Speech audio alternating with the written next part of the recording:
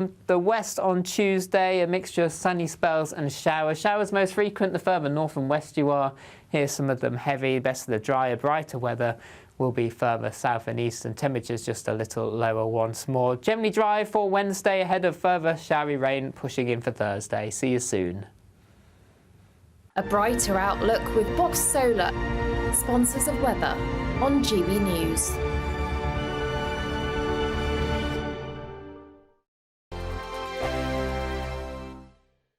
Hi there, I'm Michelle Dewberry, and I'm going to take a second to tell you all about my show, Jubes & Co. We start off with the issues of the day. We then bring in both sides of the argument. We get rid of the disrespect, and then you throw me into the mix. And trust me, I'll tell it exactly how it is. And then, of course, the magic ingredient, you at home. We mix it all together, and what have we got? In my opinion, the best debate show in town. Monday to Friday, 6 till 7 on GB News, Britain's news channel. It's Patrick Christys tonight, and here we do things differently. It's explaining the absolute madness of this, doesn't it? It's explosive. I mean, this is very good. It's lively. 850. Your government sat there, Sean, and it did nothing. It's controversial. And the Middle East has been in turmoil since before I was born. It's everything you need to kickstart your evening. Everyone's had their Weetabix tonight. I love to see it. That's Patrick Christys tonight, weeknights from 9 p.m. Only on GB News, the People's Channel, Britain's news channel. Welcome to State of the Nation, daily plunge into the stories shaping our country. I'm Jacob Rees-Mogg, and Monday to Thursday we bring you the insights, the facts, the truth about how our country is being governed. Because what happens in Downing Street matters down your street. Tune in to State of the Nation every Monday to Thursday, 8 to 9 o'clock. Only on GB News, the People's Channel, Britain's news channel. We're proud to be GB News, the People's Channel, and as you know, we always love to hear your views. Now, there's a new way of getting in touch with us at gbnews.com/yoursay. By commenting, you can be part of a live conversation and join our GB News community. You can even talk to me, Bev Turner, or any of the members of the GB News family. Good afternoon, Britain. Your lunchtime update on the stories that matter across the UK. From breaking news and insightful analysis, inspiring stories and lively debates. You're comparing yourself to a former Prime Minister. Which is it? Stay informed, stay updated, stay entertained. I just don't know how anyone would not want to be there. Every weekday from midday. We are Good Afternoon Britain, only on GB News, Britain's news channel. I'm Stephen Dixon, and thanks for joining us on GB News, Britain's news channel. Every Saturday, 10 till 12, we'll bring you all of the news that you need to know. We'll also remind you that there is so much to smile about. It's my favourite time of the week. I get to relax, enjoy some light-hearted stories, and let Ellie teach me about fashion too. That's Saturday Morning Live, every Saturday, 10 till 12. Only on GB News, Britain's news channel. I'm Emily Carver. This is GB News, Britain's news channel.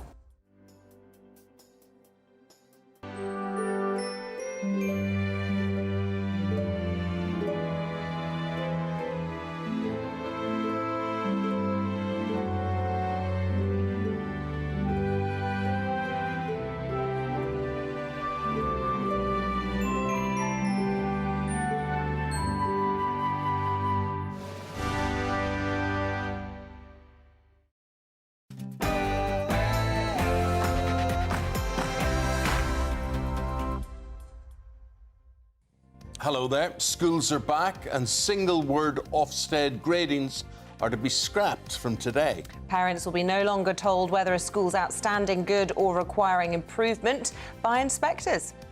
The move follows lobbying by teaching unions who claim the single-word gradings were simplistic, reductive, unreliable and, believe it or not, inhumane. Well, this comes as fines for taking your child out of school will increase from today, as the Education Secretary says schools are facing an absence epidemic. The Conservative leadership intensifies. Kemi Badenoch will today lash out at Labour and call for change in the Conservative Party, whilst James Cleverly calls for a cut to stamp duty. Is Prince Harry to make a royal return to the UK? The Duke of Sussex is said to be making inquiries about repairing his relationship with his family and the British public. And in the sport this morning, Liverpool smashed Manchester United at Old Trafford and win 3-0. Spurs smashed Newcastle at St James's Park and lose 2-1. And it's Super Sunday at the Paralympics yesterday, with Team GB winning 12 gold medals. Morning. It's an unsettled start to the new working week. Plenty of rain and thunderstorms in the forecast for today. Find out where with me in a little bit. Hello there on this Monday morning. A very good morning to you wherever you're watching from. I'm Eamonn Holmes. I'm Isabel Webster and this is GB News Breakfast.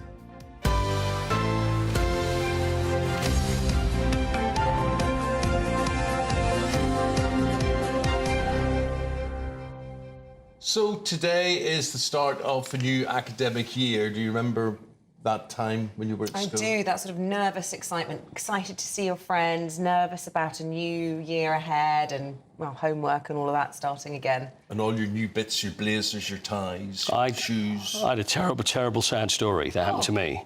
When I was 16, because I always looked much younger, I always looked much younger than I was. When I was 16, I was sort of 15, 16, I was heading in as the fifth form at that time, and I was a prefect, and it still affects me now. There was the lollipop ladies, they went, you can always tell the new children because they've got new uniforms. I'm like, I'm nearly 16, and it still affects me today. Still affects me today, yeah. How old are you now? I'm 75 years old. It's but I'm not a prefect anymore, Damon. Well, for parents, today marks the day that fines for term time absences goes up. Yeah, the cost of that penalty charge will increase to £80 if paid within 21 days and £160 if paid within 28. It isn't all bad news, though, as Ofsted grades are due to be more transparent. I don't know when anyone says this isn't bad news.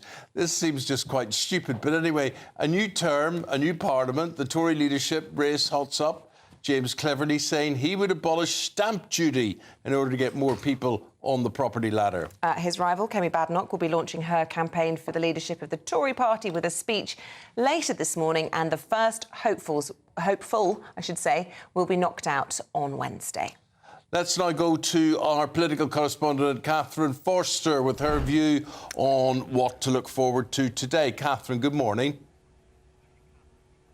Yes, good morning, Eamonn and Isabel. So a new term for schools, kids going back to school, and a new term in Westminster.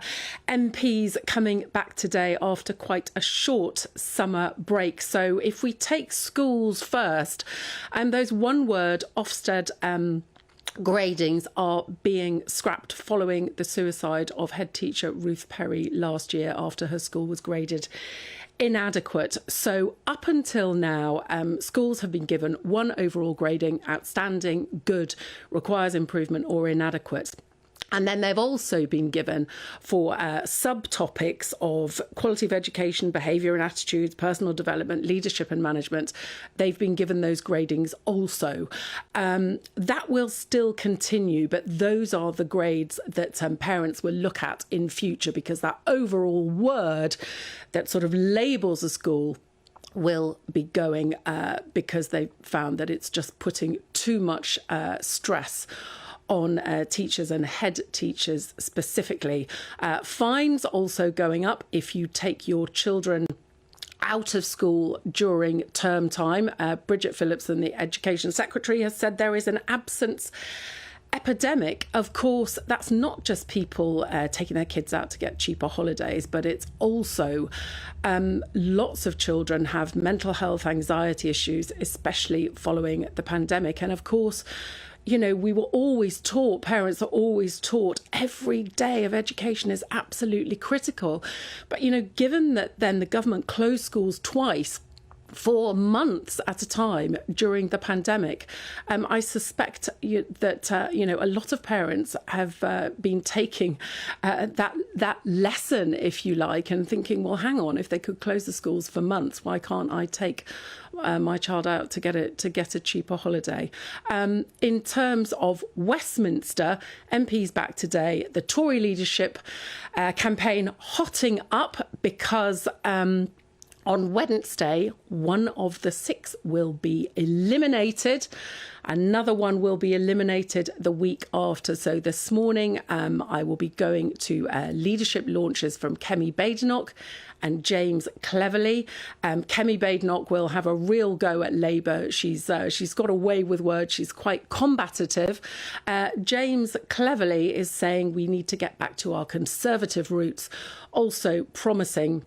He says he wants to not just cut stamp duty, but eliminate it altogether. So a really big week in terms of Parliament. And indeed, if you're a child heading back to school. Catherine, thank you very much indeed. Oh, so much to talk about there. Stamp duty, what is it? What is the point of it? Fantastic if they got rid of it. It was brought in during the Napoleonic Wars or something. I don't know why it was brought in, but I know that it prevents so many people from being able to move. It's just a huge preventative on that sort of ladder through the housing ladder. And a lot of people hate it, myself included. But the question is, has he funded that? How would he pay for that cut? Because as we know, that would be a huge chunk out of the Treasury's coffers if they were to cut that. Don't care. Well, except that means Why you have to pay bothered? higher taxes, wouldn't it? Well, in other areas. Yeah, you could look at all those things, but I mean, I think that is an unjust tax. It's like death duties as well. So many of them. Just shouldn't happen. And then school. I'm trying not to be judgmental here, but basically, see, when I was young and I was going to school, the basic problem was school told you what to do. They told you, this is term time, you get a holiday here, you're back at work there, you do this, and you obeyed it. Now, parents, you all go out there and you say, well, it's my right to have a holiday in Mallorca or wherever you're going, Ibiza, whatever. And people think, well, it's their right to have that. It's not your right to have that, but that's what people think it is. And they're determined to take it. And if they have to pay 80 quid or 160 quid... I think people will still pay those fines and take the kids out because it's still significantly cheaper than taking their kids on holiday in the holiday time. I think what they should be doing is addressing the huge extortionate costs of flights, the hike in flights and all the rest of it during the holidays because, you know, hard-working families trapped by the school term simply being priced out of holidays, which is awful. But equally, it's disruptive to learning and we know that having kids going in and out all the time actually is to the detriment of their education. What is the solution? How would you resolve this? Have you ever taken your child out of school in term time? And would this increase in fines put you off? We'd love to hear And then that ties in with the one-word school ratings, because if your kids aren't going to school, that affects the overall rating of that school and whatever. But are those... I know there's sad stories associated with some of these things, but is it really inhumane to say that your school is average or whatever? That's what teachers are saying. Let us know your views. Have your say today. There's how you do it on your screen. Now, a new educational pathway is being launched in Greater Manchester today with the hope of offering pupils an equal alternative to university. This is called the Manchester Baccalaureate, and it will see students gain technical qualifications which are both valuable to them whilst also being desirable to employers. Sophie Reaper with this report. GCSE Results Day. Less than 2 weeks ago came one of the most stressful days in the life of any 16-year-old. But by next summer, this day could look very different indeed for some pupils in Greater Manchester. That's because as students return to the classroom today, many in this part of the country will begin their Manchester Baccalaureate, or MBAC. The MBAC is an equal alternative to the university route. It's a path to all the amazing jobs and opportunities we've got in a city like ours. At the moment, the kids can see the skyscrapers, but they can't see that path for how they go there and how they work there. The MBAC aims to give students a qualification that employers in Greater Manchester value most, helping young people to build their careers whilst also boosting the region's economy. The university route is pushed on almost everyone within the country and especially within Greater Manchester, but 2/3 of young people don't follow that route at all, and so they're kind of left in the dark of where to go and what to do with their future. For many pupils, academia and university isn't the right path, but now the MBAC could give them the technical routes they actually need. I always hear all the time, I want to do an apprenticeship, I don't want to go to university, but there's just no routes. So I think having a system that will actually impact like the local young people and that will actually be useful and practical and also local to them as well is just going to be so beneficial for us all. From today, MBAC pupils will study specific subjects linked to certain skills. Then, when they turn 16, they will take BTECs or T-levels, which will act as a springboard for their future career. But what about the students across the rest of the UK? We believe this could be a template for all parts of the country, but it absolutely could be an L back in Liverpool or a B back in Birmingham. It's about creating those two clear, equal routes.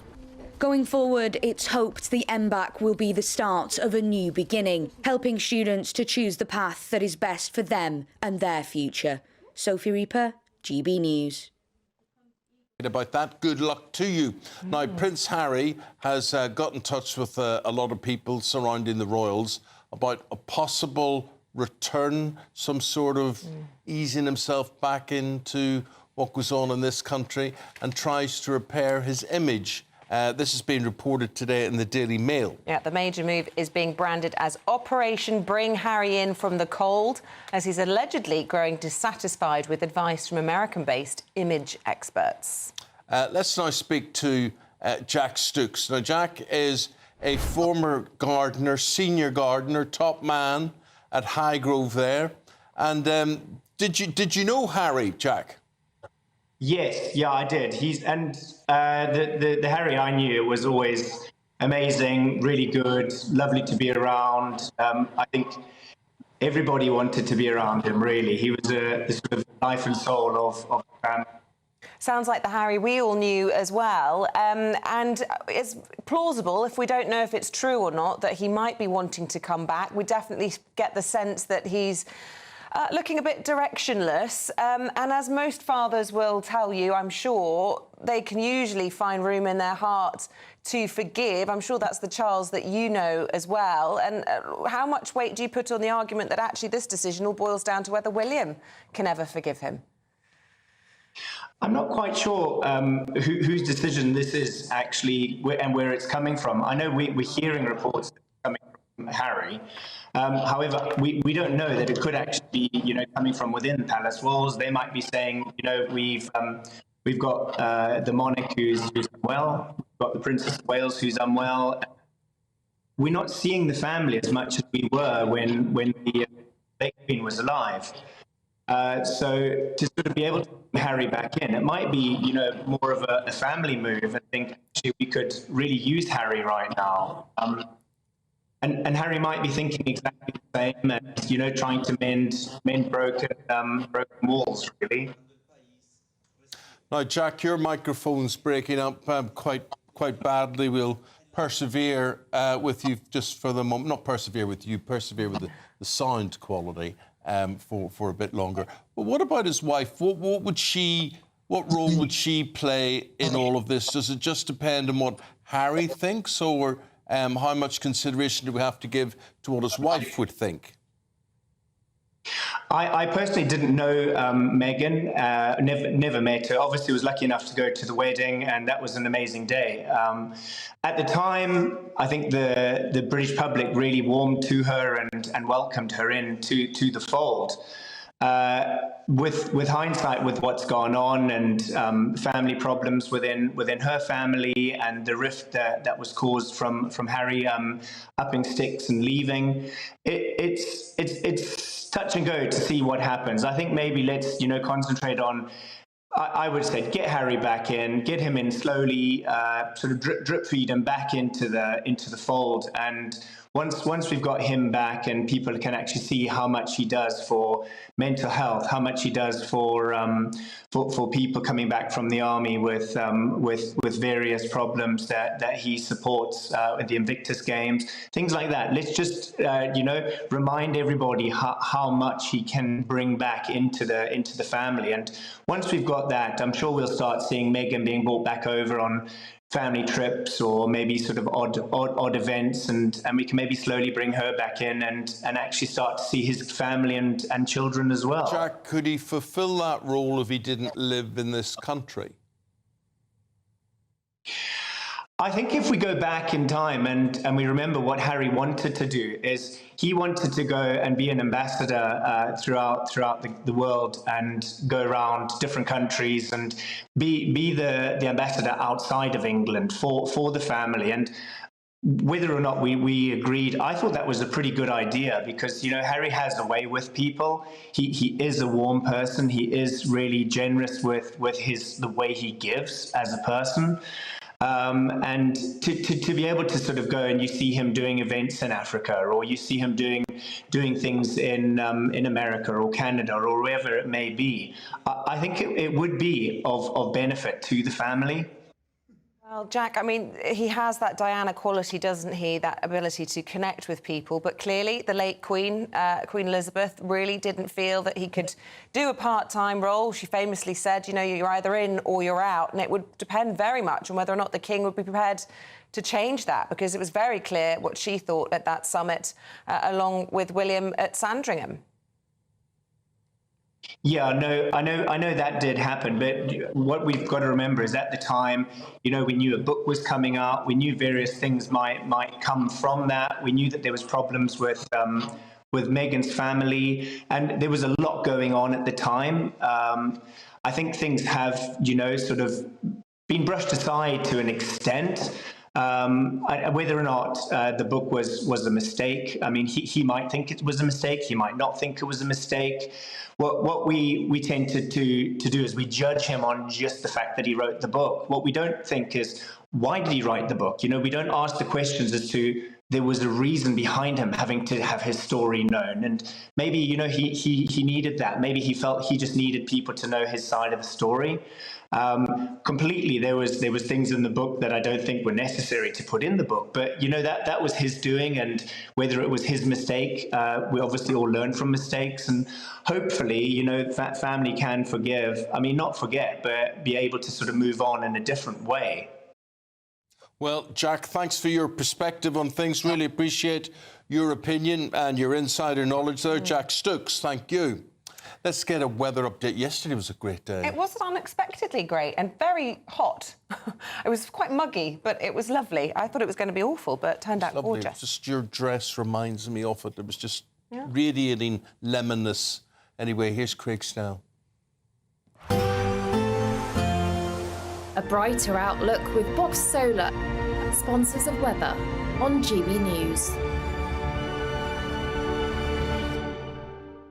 Good morning. Welcome to your latest GB News weather forecast from the Met Office. Well, today, most of us will see some rain, if not also some thunderstorms, but there will be a little bit of brightness around, and for all, it will be feeling fairly warm. So it's a wet start out there, especially across many northern and western parts. Some of this rain will be quite heavy and thundery, given some fairly poor travelling conditions in places.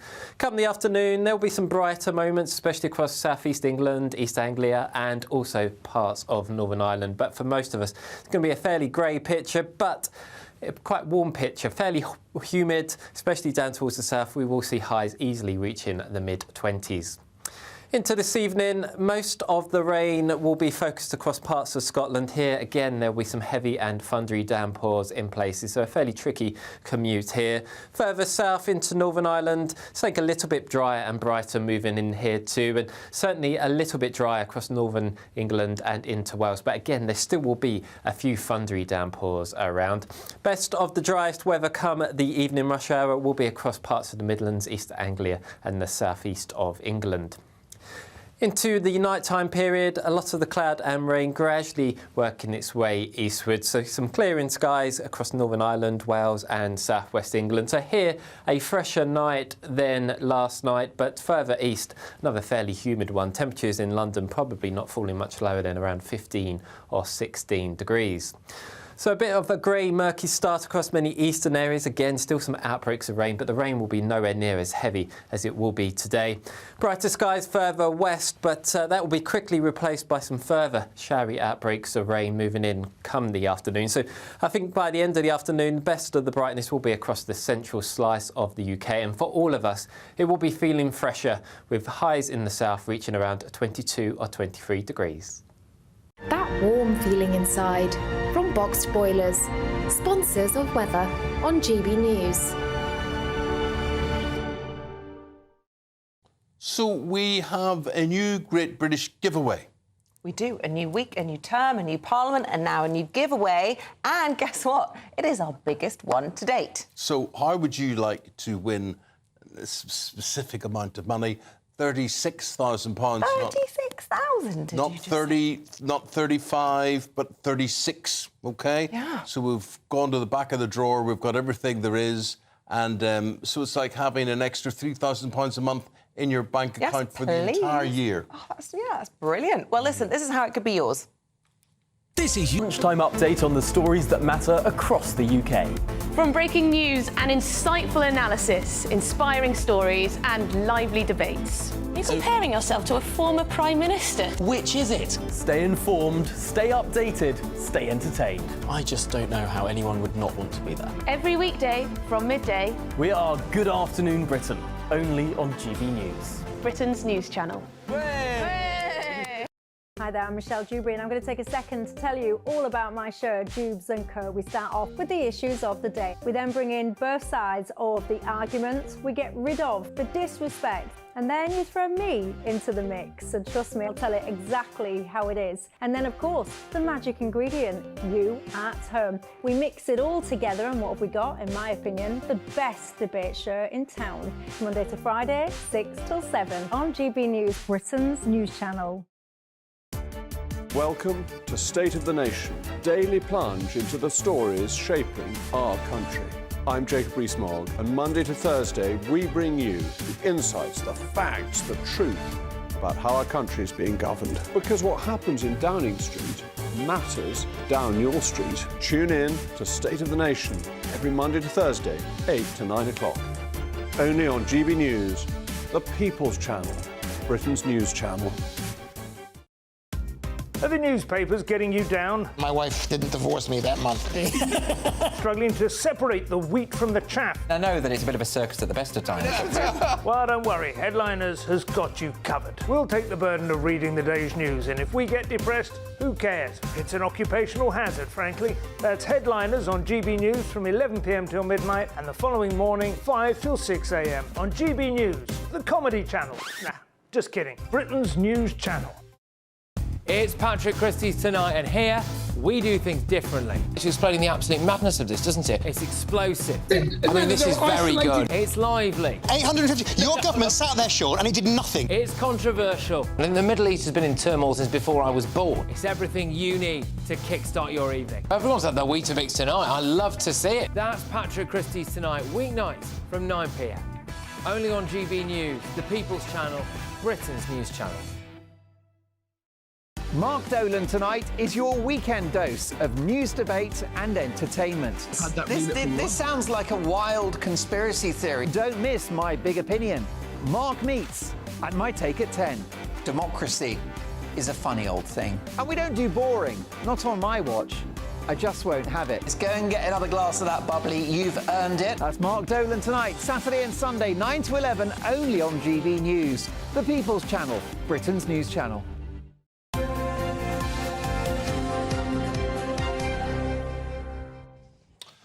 Right, OK, Paul, over to you. Shall we do it? Let's just do it, OK? Let's just do it. OK, here we go. Manchester United, nil, Liverpool 3. Yeah. No defence. Literally, Is this, no defence and I've no defence. Yeah. Liverpool were very good. Manchester United were very bad. Casemiro had a nightmare, didn't he? He did have a nightmare. Lost the ball, gave the ball away. They're basically saying this is it for Casemiro. United's humiliation sounds death knell for Casemiro. But let's be honest. He'll have him. Yeah, but the thing is, let's be honest. Yes, he loses the ball, but they've still got to put the ball in the back of the net. There's still other players behind him. Yeah. So that happened a few times. So it just wasn't very good, and I just wonder about Eric Ten Hag. I'm sure you do as well, Eamonn. Oh, I would say what's going to go on at the end of all of this isn't just with Casemiro, it's Ten Hag. And we had that brilliant FA Cup final, and that got him a new contract. See, you never know what you're going to get with Manchester United. See, I was thinking before the game, you know what?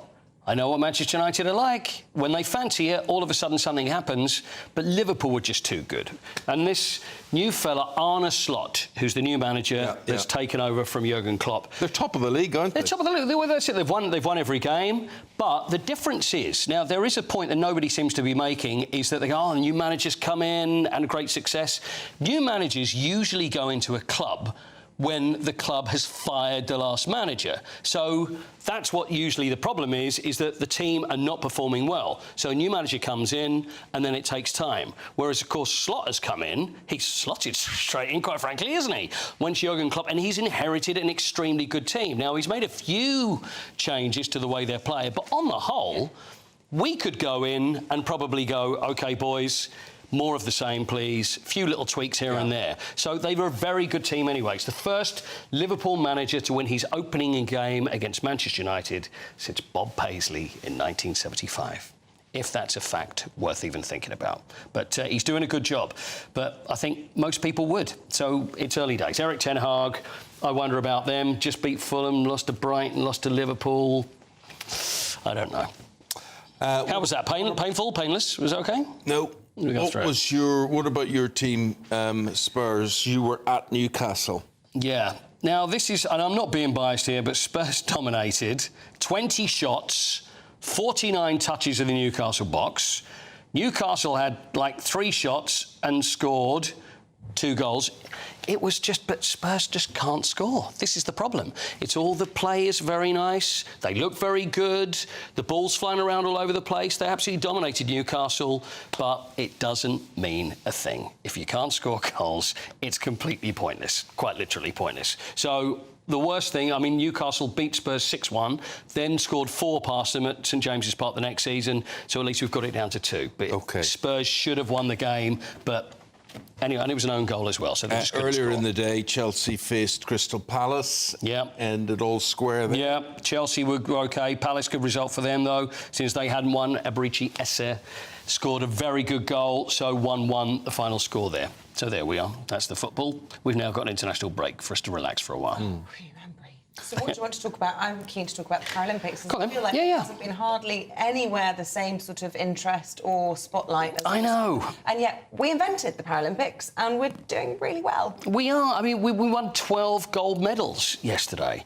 And it's still very popular. There's still plenty of people there that are watching it.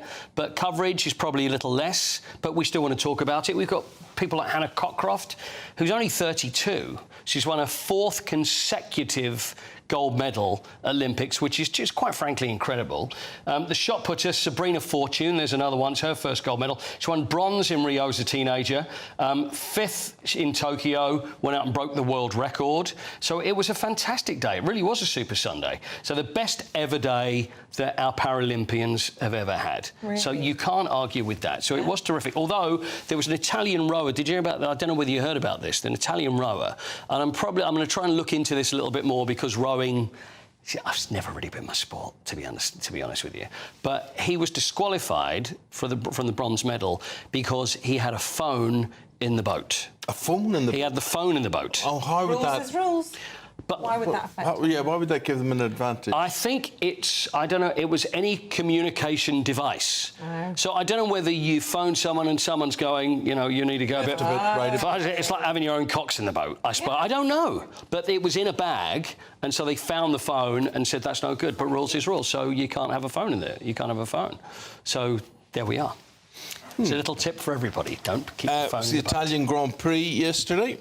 Yeah, Italian Grand Prix yesterday, and a win for Ferrari, which is the perfect win at Monza. Charles Leclerc won the home Grand Prix there for Ferrari. Lando Norris, our friend Lando Norris, 3rd for McLaren. The thing is, he just can't... He always has trouble with starting. When he's on pole, you'd think this is the best place to be, but every time he's been on pole, he's lost the lead in the first lap every time that's been, 6 times. So for some, but I mean, it's just something for him to focus on. But he ended up 3rd, Max Verstappen 6th, and Max Verstappen for Red Bull called the car an undrivable monster of a car ruining my title hopes. Dear. Yeah.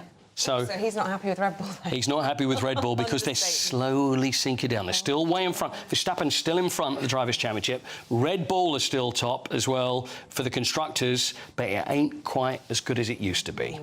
So anyway, nice to see England, Sri Lanka, second test finished yesterday. Yep, good win for England there against Sri Lanka. You know, there was a worry, though, because there wasn't many people that were going. And they've actually said that the MCC, and they're going to try and do something about this, because they only had 7,000 people turn up, which is not that many for a test match. But the price was like £100 was the cheapest ticket, and they need to make it more accessible. It's because of the fourth day, because England cricket seems to be going so quick, and they seem to be getting through. They never seem to be going 5 days. But Gus Atkinson, who was a sensation, scored a century.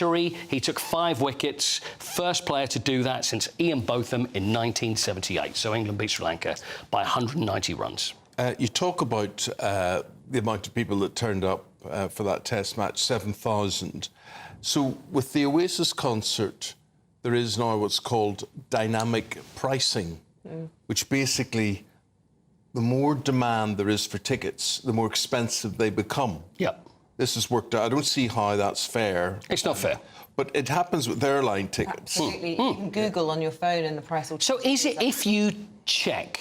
See, it's like with airlines, isn't it? If you're seeing that you're looking at a flight, then it's going to go like... You basically have to book it the first time you look, otherwise you're stitching yourself up, or you have to use a completely different device which isn't connected through any of your... you know, whatever, mail or whatever. See, the thing is, if you're not an Oasis fan, see, the thing is, we know what we're like in this country. All of a sudden, if something, everybody seems to want something, we'll all dive on it. We'll all dive on it. It's like Oasis. And I'm quite frankly, I've had it up to here over the weekend with looking on Instagram and social media and people putting a picture of, well done, you've got tickets. It's like, well, it's not very original. OK, great, you've got tickets. But how many people... You haven't got tickets. Yeah, I ain't got tickets, that's what. But everybody wants to go purely because of the hype. Yeah, but there's this resale issue as well. So that it seems like there's a huge organised setup whereby companies are legitimately buying these tickets and then reselling them at vastly more expensive prices. And Labour have come out and actually apparently they were the only party to say they will address this in their manifesto. Let's see if they actually do. Because I think people are being fleeced, frankly, for a day out, you know, to go and see their heroes, and people are often shelling out £500. I've heard of people going to Taylor Swift paying £500 a ticket. Yeah, I'm not surprised. I mean... I've seen it before. Do you remember Stan Flashman? Do you remember Stan Flashman? He was the old ticket tout back in the 60s. I mean, that started with him, and he was always doing dodgy deals with tickets left, right and centre. But, for example, Champions League final, I remember going there when Spurs got there, and someone telling me that they were offered £10,000 for their tickets. It's because what happens, I find, is that people think, oh, yeah, I'd like to go, and then I have to go. Yeah. I have to be there, and I don't care what it costs. It's like, well, think about it. Do you really need to be spending that money? Is it really that important to go to see Oasis? Maybe it is, but also, everybody needs to go. If it's through resale, that's not going to the artist, all of their team that are working behind the scenes building these sets as they travel around the country. It's going into the pockets of effectively organised criminals. And so it's got to be stopped. And OK, fine, people might pay a lot of money to go, but it should go to the artists and all those putting on the show. How do they get them? I mean, I know you say organised criminals there, but there are legitimate companies who are selling these tickets at 4 times the price. I mean, I'm the sort of mug who ends up going on say, hey, how do you get a ticket to Madonna or whatever? And you realise that that hugely inflated price. Are you trying to go to Oasis? No. I was going to say, because you weren't that excited last week, and I thought maybe you'd been seduced. I'm not stirring within him, I can see it. The experience, I mean, there's some really good songs that they've recorded whatever over the years, and it might be fine. I'll tell you what was brilliant, and I'm going to go next year. I was watching on Saturday night on BBC Two, the Proms, and it was the Proms featuring 70s disco music. Hello. Right? Hello. And it was superb. Everybody was dancing in the Royal Albert Hall and whatever. And I thought to myself, that's what I want to be at next year. Yeah. The Proms does the 70s. I want to see... If I go and see a band, though, I don't like it when they obviously have to change lineup, you know, because especially over the years, you can have someone die, you can have someone leave, but it's when you get, it almost becomes, oh, look, we're going to have the Drifters. And then you get a bunch of 21-year-olds going, hey, you remember when we did this song? It's like, well, you weren't actually born, because, but they still have the name of the band. Best concert I ever saw, I think the most memorable concert I ever saw, I'd have to say, was Johnny Cash. Oh, wow. Oh, really? Was this when you were in Folsom Prison? Is that when? That was when you were He's like... yeah. He's such a hero. So was he sober at the time? Yeah, he was there with his wife. Oh, right, okay. And Johnny Cash and June Carter. Where did you see them? Belfast. Oh, wow. And quite a small, and this was the amazing thing, church concert hall.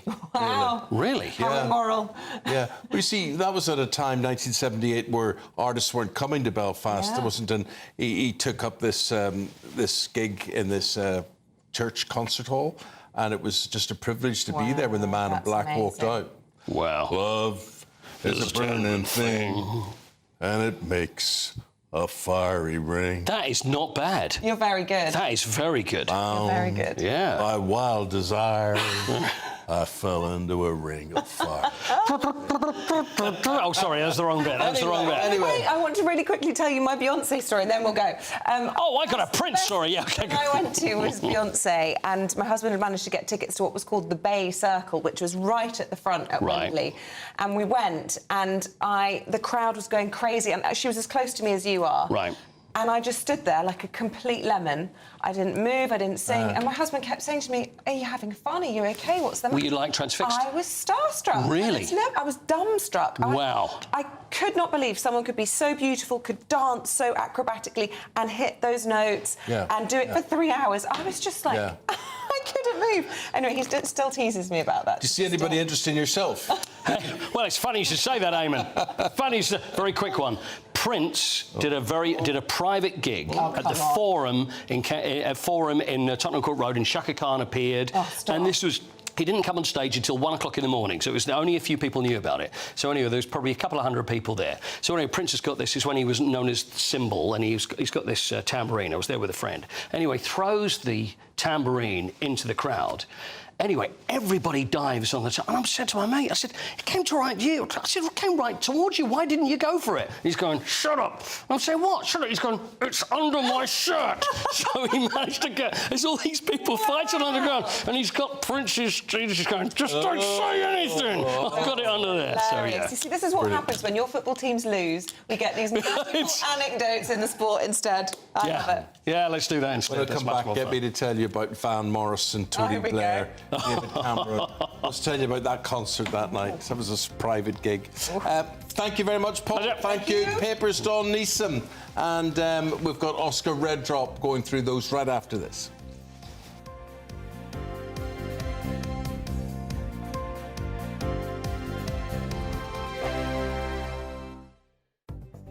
The latest GB News travel. Good morning, I'm Russell Holding. In North Yorkshire, the A64 is closed eastbound from Tadcaster Road to the A19 Fulford interchange in York for emergency repairs. In South Yorkshire, the A633 is closed each way along Rotherham Road at Monk Bretton in Barnsley for an investigation. Burton Road is also closed. On the M6 in Lancashire, 2 lanes are closed northbound where overnight roadworks have overrun between junctions 35 and 36 from Carnforth to Kirby Lonsdale. On the M25 in Hertfordshire, 3 out of 4 lanes are closed anti-clockwise between junctions 19 and 18 from Watford to Chorley Wood after an accident and spillage of milk, with queues back about a mile beyond junction 20 for Kings Langley. A couple of problems in London. The A105 is closed along Green Lanes in Palmer's Green after an accident, and the A23 is closed along London Road in Thornton Heath after an accident. You can stay up to date throughout the day by visiting our website, gbnews.com. This is GB News, Britain's news channel. Did you know several Paralympic GB track and field athletes aim to go for gold this summer in Paris? So aside from pure talent, a British firm has incorporated, get this, space technology in the materials of running clothes to help athletes perform at their ultimate capacity. I'm not sure if I believe this, but we'll find out in a sec. Trailblazing scientists, engineers and designers at British firm Rheon Labs have taken an idea first used in a NASA project, and they've now developed it for over 15 years at Imperial College in London. First of all, please can you explain to us a bit more about how and what this incredible technology is? Yeah, well, as you mentioned, our founder, Dr. Dan Plante, spent many years developing these kind of dynamic materials. That means they behave in what's called non-Newtonic way. So they don't follow the rules. Effectively, they can change their behavior depending on kind of stress or stretch you apply to it. So what you get on an athlete level, if you imagine you have a garment, it's supercharged. It's such that the garment changes its support depending on your movement or reactivity or the speed at which you run. So you're saying that it generates, what, more sort of kinetic energy, is that right? Not quite. It makes you effectively make more out of your own energy. Spot the athletes with the wavy curves and stripes, you'll see that. So that's super polymer we have in combination with these stripes that are kind of built around the way your muscles moves. You said the difference between first and fourth place is a fraction of a percent. Yeah, that's the very main difference it makes. So even if you manage to kind of make more of your own energy and improve your performance by 1%, that's the difference between podium and non-podium. GB News, the People's Channel.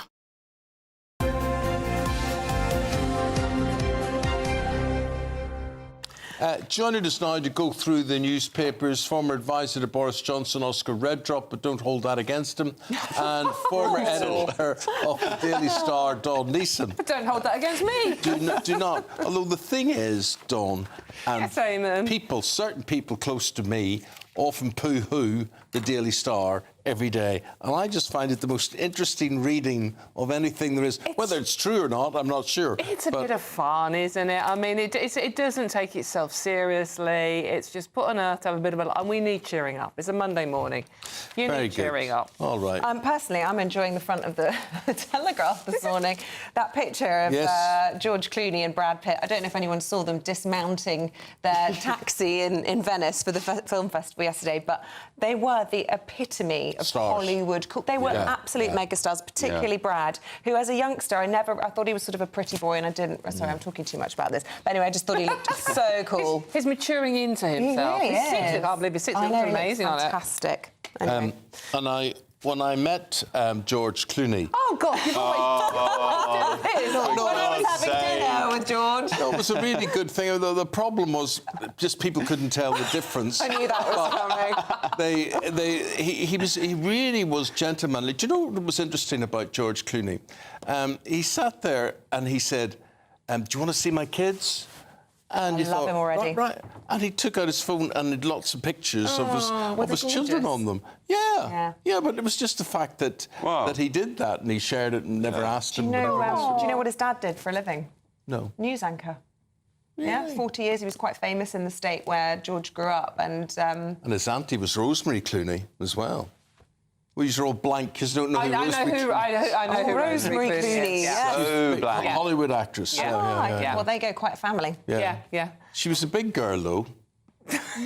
She was. Such a random Well, he's getting rid of those jeans. You didn't say that, did you? Because Amal's the opposite. She was rotund. He kept that to you. She was curvy. They were curvy. More than curvy. Curvy plus. Right, OK, so what are we going to start with here, guys? What's caught your attention? Race hate in schools, Oscar. Well, so I think this is aligned with the big news story of the day, just on schools, on Ofsted. The new one-word ratings. I don't know if you've come across this. Me and Dawn were having a quick chat in the green room about it, the pros and cons to it.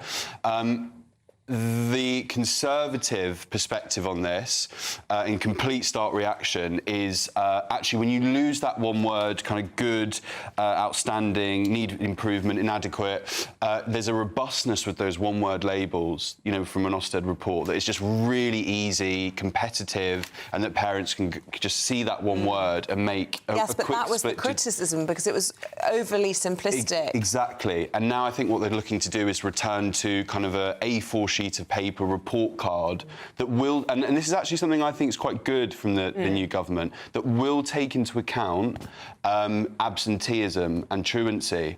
And I actually think that's a pretty good move. And I think if the Conservatives were honest with themselves, that's something that they would probably look to have improved on as well if they were still in government. But it's to try and deal with what's called this Ofsted reign of terror, the change of these rules. And obviously the tragic case of Ruth Perry, whose suicide was linked to this inspection. And I know from my own children's school, when the inspections come unannounced, I mean, the head teacher basically didn't sleep for 4 days. No. And that was it was an outstanding school that my kids were at, but my goodness, they worked hard to get that. I can see that there was huge pressure from it, but it wasn't actually, if you actually looked into it, there were different sections for each of the ratings, and it got outstanding on all of them. But I do worry that a lot of parents won't necessarily read a whole A4 page, that there'll be nuance in there, and actually will that see changes and improvements in the school, or will it actually just take pressure off, which is the more important standard of the school? There's two sides. Obviously, the tragic story of Ruth Perry took her own life over this. I mean, because she had a very, very good school. There was one tiny part of the school that was not considered good and was downgraded to inadequate because of this, and that she took a horrific, horrible story. So, for that reason, it's a good thing. But on the other hand, it's now going to be a full report card. Did you say, Isabel, how many parents are going to read through the whole thing? And schools can hide the bad bits. I mean, if you put a load of gobbledygook and jargon in there, they already try to do that. I'm sure they do. Thing, yeah, I'm sure they do. So it can make it overly complicated, and it can hide schools that aren't doing as well as they should do from parents. So there's two sides to it. There's good and bad, but I mean. Do you know, most of us would have gone to school before any ratings, before schools were ever rated and whatever. And I just think that the beautiful privilege of schools I went to, and I'm a council house boy who went to very ordinary primary school, and then went to grammar school after that. But you just knew your school was good.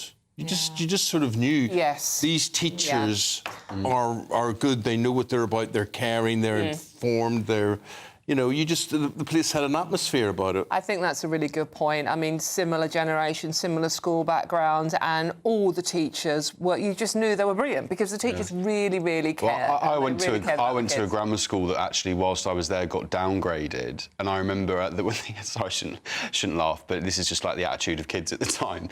And that when the outstanding was replaced, because they had that big word on the sign, or Ofsted outstanding, and when it got replaced by good, we all stood outside and cheered as they took it down. Not taking it particularly seriously, but we moved house about a year ago. My daughter's moved schools, and her school, the year after we'd already accepted a place at this little primary school, got downgraded as well from outstanding to good. But what it meant was it identified the weakness, which was in phonics teaching, and now they've shoved loads of resources into trying to improve that. And that is the whole point of it. Yeah, absolutely. So anyway, I don't know what the answer is, but I've so many fond memories, good memories, ridiculous stories that came out of school about, teachers firing dusters at us all, pulling us by the ears, whatever. Isn't Northern Ireland renowned for great schools, though? Isn't it one of the best things about it? Yeah, so one of the things they want to do is to get rid of our grammar schools, and because basically we educate a whole generation to leave, to be exported to England, Australia, wherever it happens to be. Incredibly, the UK is actually rated number 2 in a recent survey in the world for education, only behind the USA, and number 4 in Europe. So we're not. I can't believe our schools are behind the USA. Well, we are. They were rated top. We came. They wouldn't have. I mean, we had teachers who had capes and mortar boards and things like that. Did you ever have that? No, it wasn't quite that kind of level of... Well, I think it's really But good. grammar school, honestly, I don't know about you, but I'm a huge fan of grammar schools. They can be game-changing for Do you know what the thing about grammar schools? I think they're great, but I think there should be other entry points. I don't think your future should be decided forever at 11. What if you're a late developer? What if you work really hard and you can have another chance to come in at 13 or at 16? But the idea that someone's failed their exam at 11 and that's it, they're going into a technical career for the rest of their lives, it affects their earning potential. So I think that's a problem. But I do think it does provide excellence for... Oh, completely. Well, the other story on this page, Eamonn, this is one for you, certainly. Teaching unions call to end times tables tests. I mean, our generation... Go on, ask me. Anything. Do it. 64. Oh, good job. 7 sevens. 49. Wow. 5 sixes. 30. Who are you asking me? I don't know. The class. Good pivot, that, Dawn. Yeah, well, exactly. But the thing is, our generation, you stood up in front of the class and you recited your times table and you got a star on the board, and I loved it. I felt like I'd achieved something. And now, you know, the unions are going, well, it's a bit stressful for kids to have to learn their times tables. Do me a favour. OK. Right, what else have we got? Let's talk about this with Oscar.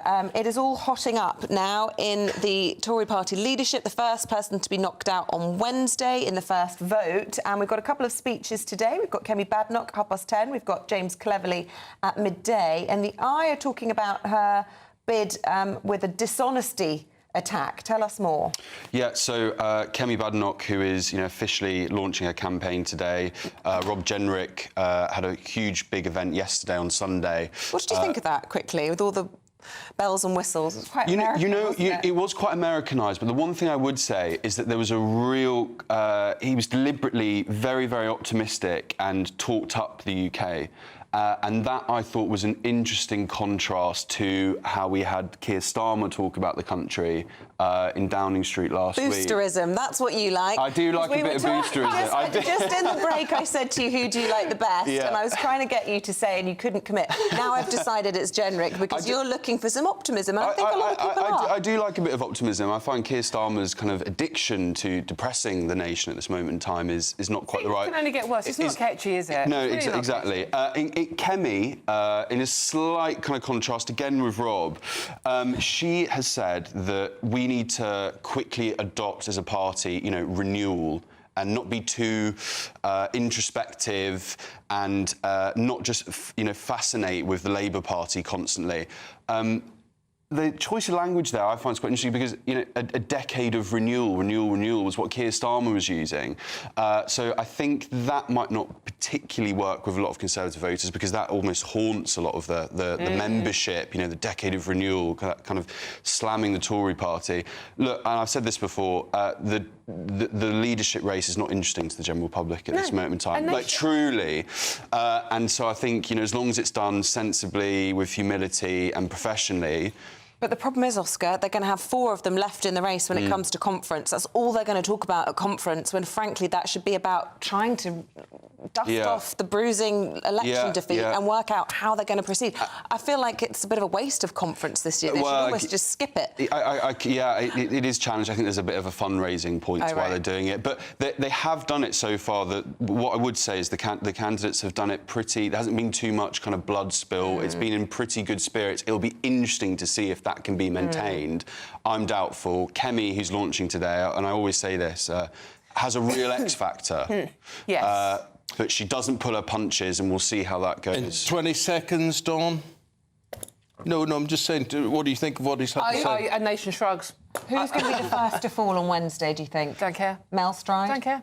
I actually don't care anymore. They're almost pointless. I mean, they did what they did. They fell out, tearing each other apart. I mean, whatever. All right. OK, thank you, guys. They'll be back in 40 minutes' time. Right now, here's Craig Snell with the weather. A brighter outlook with Box Solar, sponsors of weather on GB News. Good morning. Welcome to your latest GB News weather forecast from the Met Office. Well, today, most of us will see some rain, if not also some thunderstorms, but there will be a little bit of brightness around, and for all, it will be feeling fairly warm. So it's a wet start out there, especially across many northern and western parts. Some of this rain will be quite heavy and thundery, given some fairly poor travelling conditions in places. Come the afternoon, there will be some brighter moments, especially across southeast England, East Anglia, and also parts of Northern Ireland. But for most of us, it's going to be a fairly grey picture, but a quite warm picture, fairly humid, especially down towards the south. We will see highs easily reaching the mid-20s. Into this evening, most of the rain will be focused across parts of Scotland. Here, again, there will be some heavy and thundery downpours in places, so a fairly tricky commute here. Further south into Northern Ireland, it's like a little bit drier and brighter moving in here too, and certainly a little bit drier across northern England and into Wales. But again, there still will be a few thundery downpours around. Best of the driest weather come the evening rush hour will be across parts of the Midlands, East Anglia and the southeast of England. Into the nighttime period, a lot of the cloud and rain gradually working its way eastward. So some clearing skies across Northern Ireland, Wales and southwest England. So here, a fresher night than last night, but further east, another fairly humid one. Temperatures in London probably not falling much lower than around 15 or 16 degrees. So a bit of a grey, murky start across many eastern areas. Again, still some outbreaks of rain, but the rain will be nowhere near as heavy as it will be today. Brighter skies further west, but that will be quickly replaced by some further showery outbreaks of rain moving in come the afternoon. So I think by the end of the afternoon, best of the brightness will be across the central slice of the UK. And for all of us, it will be feeling fresher, with highs in the south reaching around 22 or 23 degrees. That warm feeling inside from Boxed Boilers, sponsors of weather on GB News.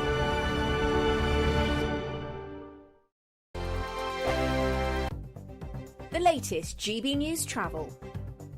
Good morning, I'm Russell Holding. In North Yorkshire, the A64 is closed eastbound towards the A19 Fulford interchange in York for emergency repairs. In South Yorkshire, the A633 is closed along Rotherham Road at Monk Bretton in Barnsley for an investigation. On the M25 in Hertfordshire, it's down to a single lane anti-clockwise after an accident between junctions 19 and 18 from Watford to Chorleywood, with queues from junction 21 for the M1. In London, the A105 is closed along Green Lanes at Palmer's Green after an accident, and the A23 is closed after an accident on London Road in Thornton Heath. Train services are suspended between Corriton and Cardiff Queen Street because of a signalling problem. And in Cornwall, the A390 remains blocked in both directions between East Tap House and West Tap House. And that's after an accident that happened yesterday evening. That's the latest. You can stay up to date throughout the day by visiting our website, gbnews.com. This is your chance to win a £36,000 secret salary in the latest Great British Giveaway. That's like having £3,000 each month for an entire year. Extra cash in your bank account that you can do whatever you like with. Take a year off and keep it to yourself. You don't even need to tell the taxman, as it's totally tax-free. For a chance to win £36,000 in tax-free cash, text cash to 63232. One entry costs £2 plus one standard network rate message, or text bonus to 63232. 5 entries cost £5. Podcast. This is GB News, the People's Channel. In the GB newsroom, we bring you the news as it happens. With our team of dedicated journalists across the UK, we're ready to keep you up to date with what's happening every half an hour, every single day. Bulletins here on GB News, the People's Channel, Britain's news channel.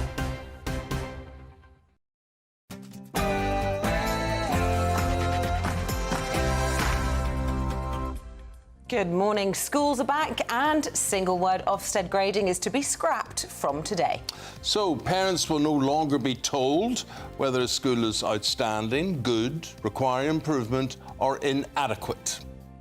Well, the move follows lobbying by teaching unions who claim the single word gradings were simplistic, reductive, unreliable and inhumane.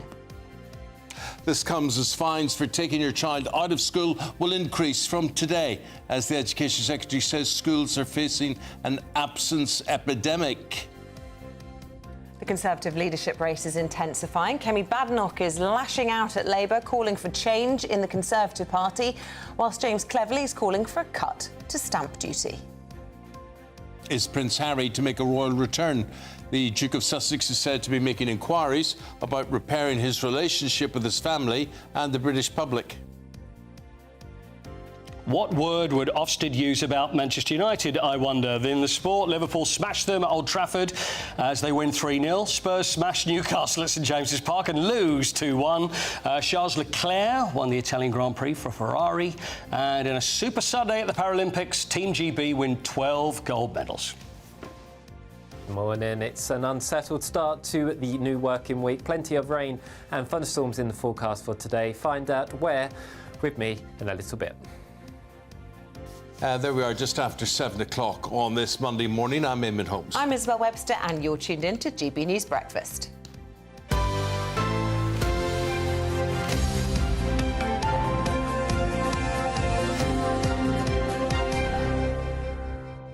recounting old school tales earlier on about what school meant. You had a good time at school. You felt it was good. I felt very good at school. Felt very good. I mean, it was tough. Paul, how would you describe your school? No, neither of those things. Yeah, it was tough and it wasn't. No, it wasn't. When they go, oh, school days, the greatest day of your life. No, not for me. Oh, no, it wasn't for me. Did you go to an all-boys school? No. No, it was a mixed. So I never knew what a girl was. We never... I know, because you have no sisters either. I went to an all-girls school, but I had an older brother.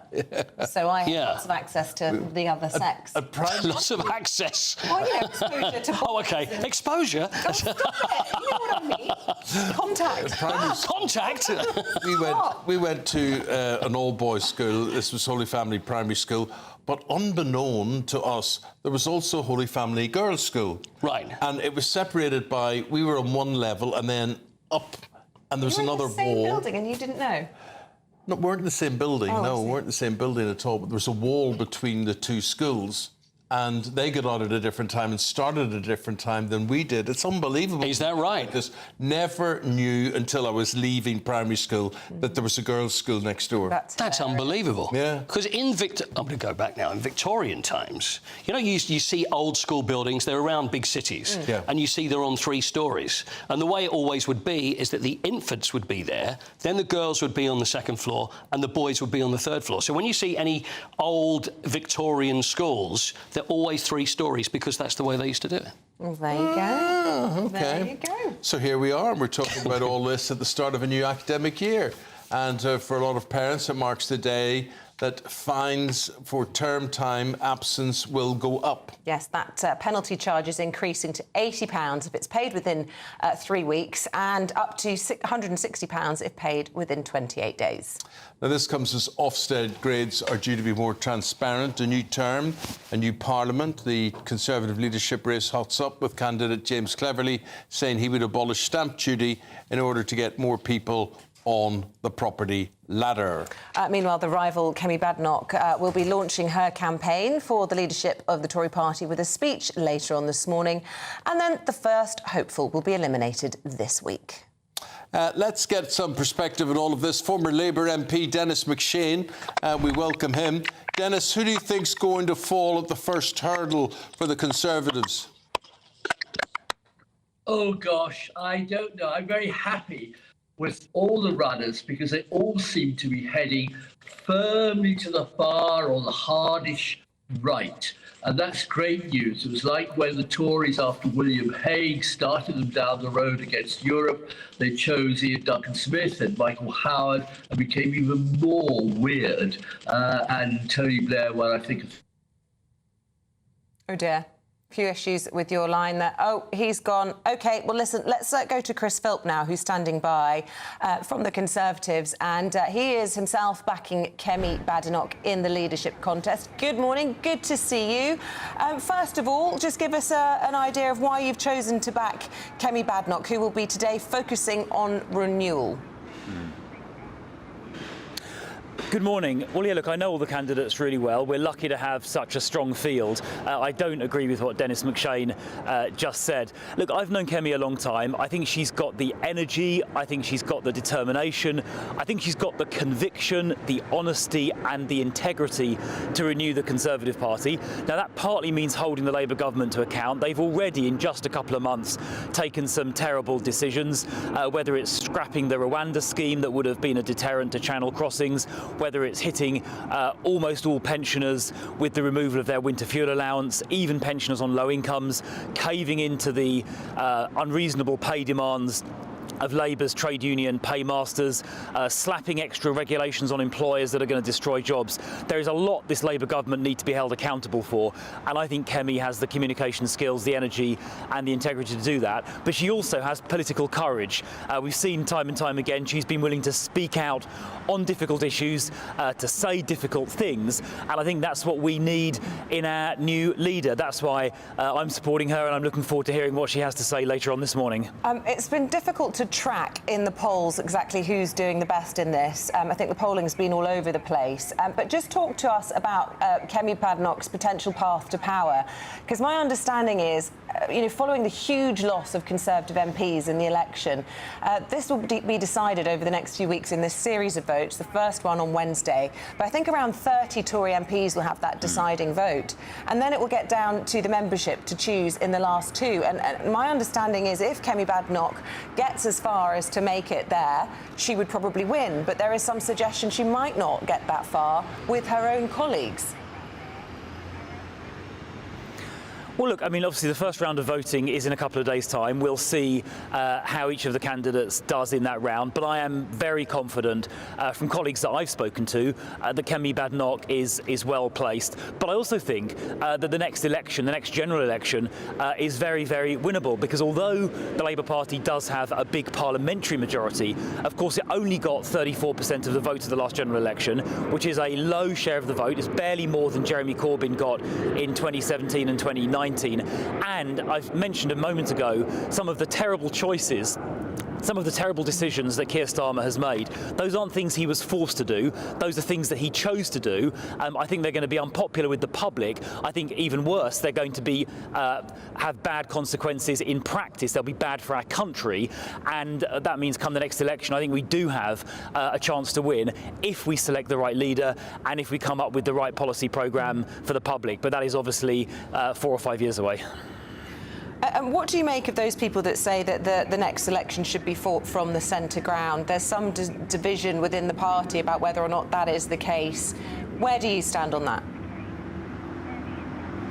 Well, I mean, I think we need to be an authentically right-of-centre party with right-of-centre values, and that means things like a smaller state, which enables lower taxation. It means cracking down on crime, and it means getting a grip on immigration. We saw a lot of people who had voted Conservative in 2019 voting Reform at the last election, and as we warned, that unfortunately led to hundreds of extra Labour MPs being elected. So we do need to make clear to those 2019 Conservative voters who instead voted Reform that we have a programme that deserves their support, but at the same time we need to be credible on the economy, for example, and we need to have a vision which will also give confidence to voters maybe who are more in the middle of the spectrum. So I don't see it as a choice. It's not either or. I think we can do both, but we are a right-of-centre party and we need to campaign as such.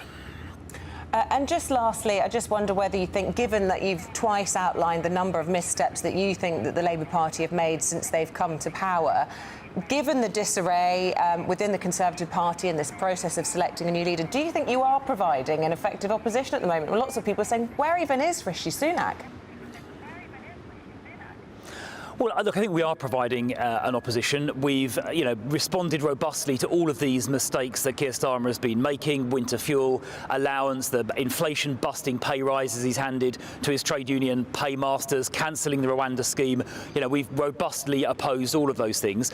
It's obviously a little more difficult when we don't have a permanent leader, but in about 2 months' time, about 8 weeks' time, we will have a permanent leader, and we will be taking the fight to Labour. I know that for sure. Chris, thanks very much indeed for your time. Leave it there. Thank you.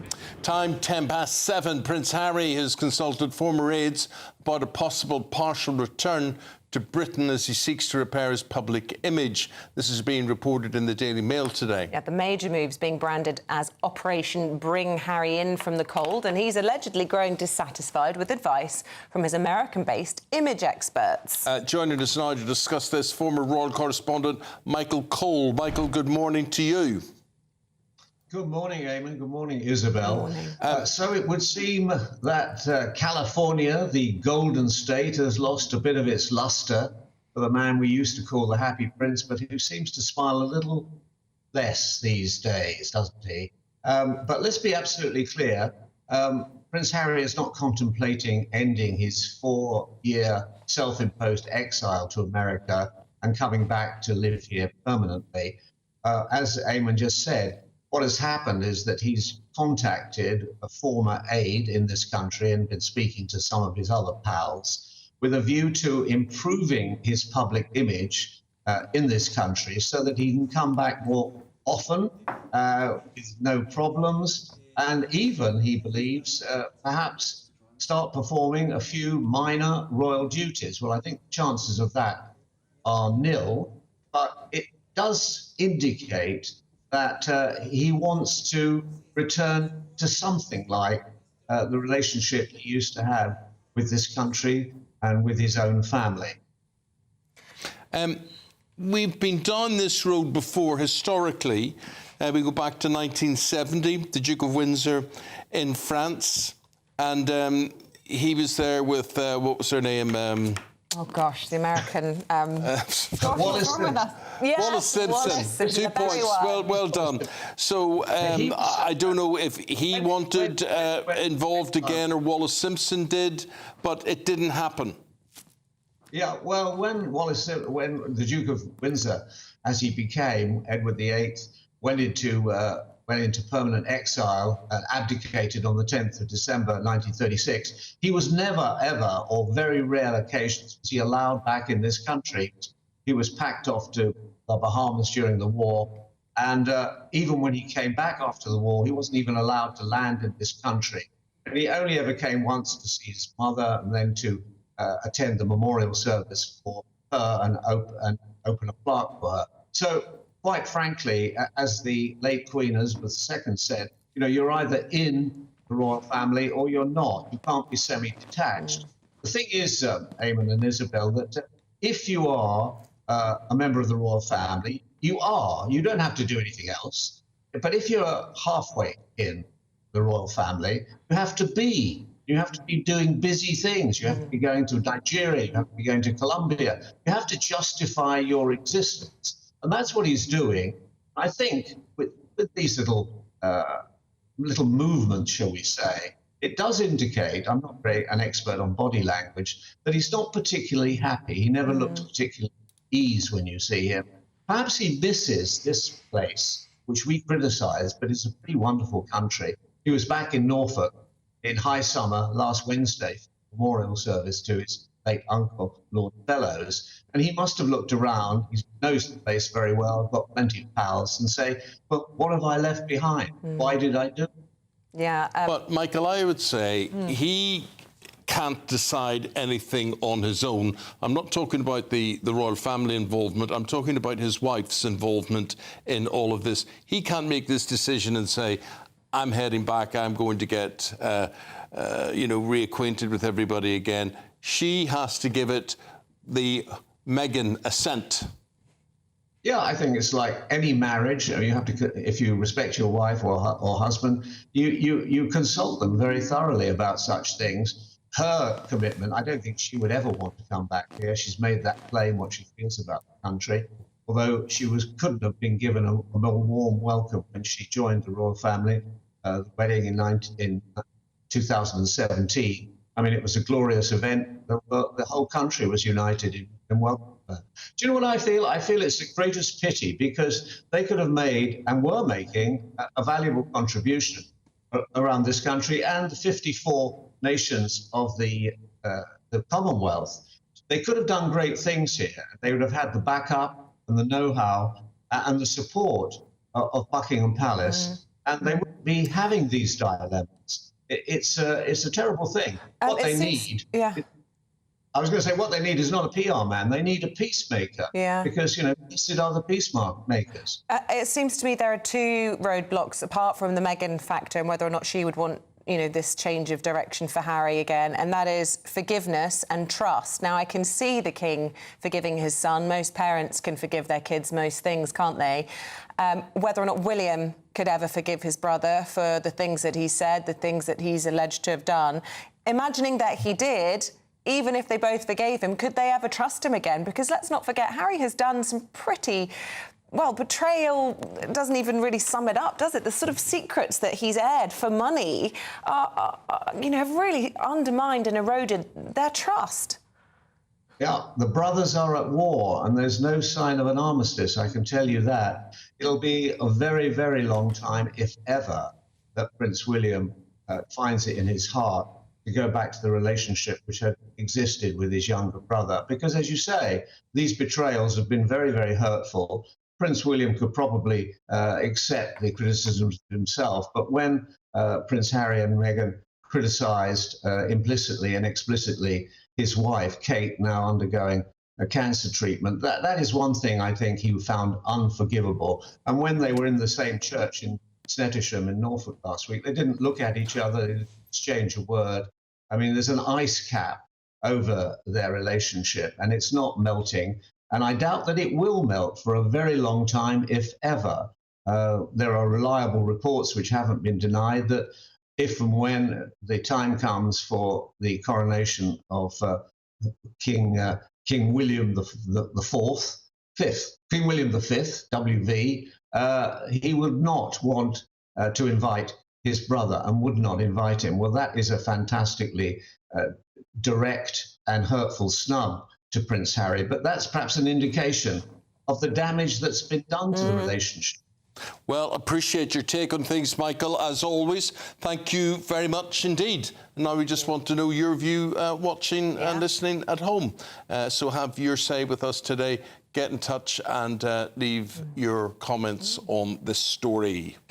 Now let's get a check on the forecast. I heard Eamonn describe my dress as lemony earlier, and you were wondering if it might be a lemony kind of day. Let's find out from Craig Snell. A brighter outlook with Box Solar, sponsors of weather on GB News.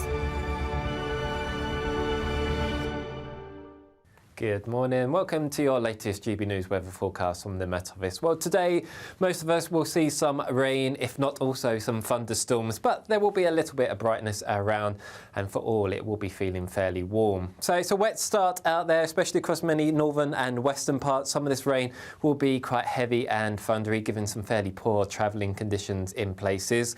Come the afternoon, there'll be some brighter moments, especially across southeast England, East Anglia, and also parts of Northern Ireland. But for most of us, it's going to be a fairly grey picture, but a quite warm picture, fairly humid, especially down towards the south. We will see highs easily reaching the mid-20s.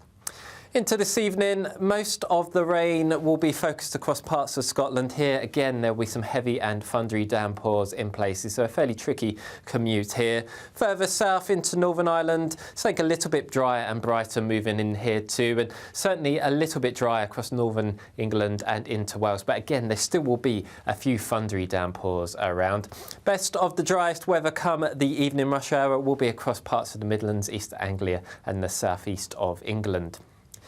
Into the nighttime period, a lot of the cloud and rain gradually working its way eastward. So some clearing skies across Northern Ireland, Wales and southwest England. So here, a fresher night than last night, but further east, another fairly humid one. Temperatures in London probably not falling much lower than around 15 or 16 degrees. So a bit of a grey, murky start across many eastern areas. Again, still some outbreaks of rain, but the rain will be nowhere near as heavy as it will be today. Brighter skies further west, but that will be quickly replaced by some further showery outbreaks of rain moving in come the afternoon. So I think by the end of the afternoon, best of the brightness will be across the central slice of the UK. And for all of us, it will be feeling fresher, with highs in the south reaching around 22 or 23 degrees. That warm feeling inside from Boxed Boilers, sponsors of weather on GB News. Now we have a new Great British giveaway, and to be honest, it just keeps getting bigger and bigger. It does. What we've done this time is that we have put £36,000 in the kitty, tax-free cash, and that's like having an extra £3,000 a month for a year in your bank account. That would be very nice. Well, if you fancy that, here's how it could be yours. This is your chance. SNP leader John Swinney has promised to make the party an election-winning organisation again, vowing to lead his party to victory on the final day of their conference in Edinburgh.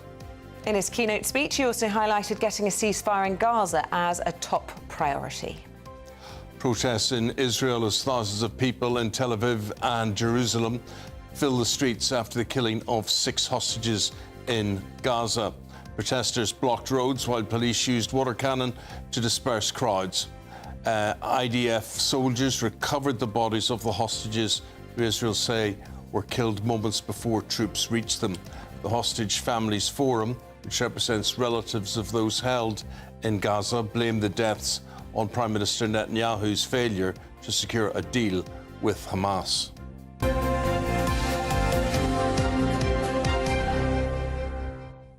Right, still to come. Should you be fined for taking your child out of school from today? That's going to go up quite considerably. We'll be debating that after the break. Hi there, I'm Michelle Dewberry, and I'm going to take a second to tell you all about my show, Jubes & Co. We start off with the issues of the day. We then bring in both sides of the argument. We get rid of the disrespect, and then you throw me into the mix. And trust me, I'll tell it exactly how it is. And then, of course, the magic ingredient, you at home. We mix it all together, and what have we got? In my opinion, the best debate show in town. Monday to Friday, 6 till 7 on GB News, Britain's news channel. Tune in to Friday Night Live with me, Mark Dolan. GB News royalty with your perfect start to the weekend. Lucky us! Feisty and fearless guests. Well, I'm a normal person, so ask me. Honest opinions that raises more questions than a Gary Barlow tax return. And a few surprises along the way. Might be cold in this studio. That is Friday Night Live with me, Mark Dolan. 8 to 9, only on GB News, the People's Channel, Britain's news channel. Join me, Nana Akweer, for an informative, interactive news programme with a difference. It's fun. No, he didn't say that, Dave. I'm so surprised. I think there's an element of truth to that. Join me from 3 p.m. every weekend, only on GB News, Britain's news channel. Every Saturday, 10 till 12, we'll bring you all of the news that you need to know. We'll also remind you that there is so much to smile about. It's my favourite time of the week. I get to relax, enjoy some light-hearted stories, and let Ellie teach me about fashion too. That's Saturday Morning Live, every Saturday, 10 till 12. Only on GB News, Britain's news channel. Join me, Neil Oliver, every Sunday night at 6 p.m. on GB News. And if an hour is not nearly enough for you, go to gbnews.com for special extended episodes online every Friday at 9 p.m, where we can truly get into the nitty-gritty of what's going on. GB News, Britain's news channel. Join me, Camilla Tominey, for a frank and honest discussion with those in power that cuts through the spin and gets to the heart of the issues shaping our nation. You haven't confirmed that you want to stand as leader, but you haven't ruled it out either. This report basically says that he's not fit to stand trial. Is he indecisive? Incompetent? I deliver the dose of reality Westminster needs. That's the Camilla Tominey Show at 9:30 every Sunday on GB News, the People's Channel, Britain's news channel. I'm Christopher Hope. And I'm Gloria Di Piero, bringing you PMQ's live here on GB News. Whenever Parliament is in session on a Wednesday at midday, we'll bring you live coverage of Prime Minister's questions. We'll be asking our viewers and listeners to submit the questions that they would like to put to the Prime Minister, and we'll put that to our panel of top politicians in our Westminster studio. That's PMQ's live here on GB News, Britain's news channel.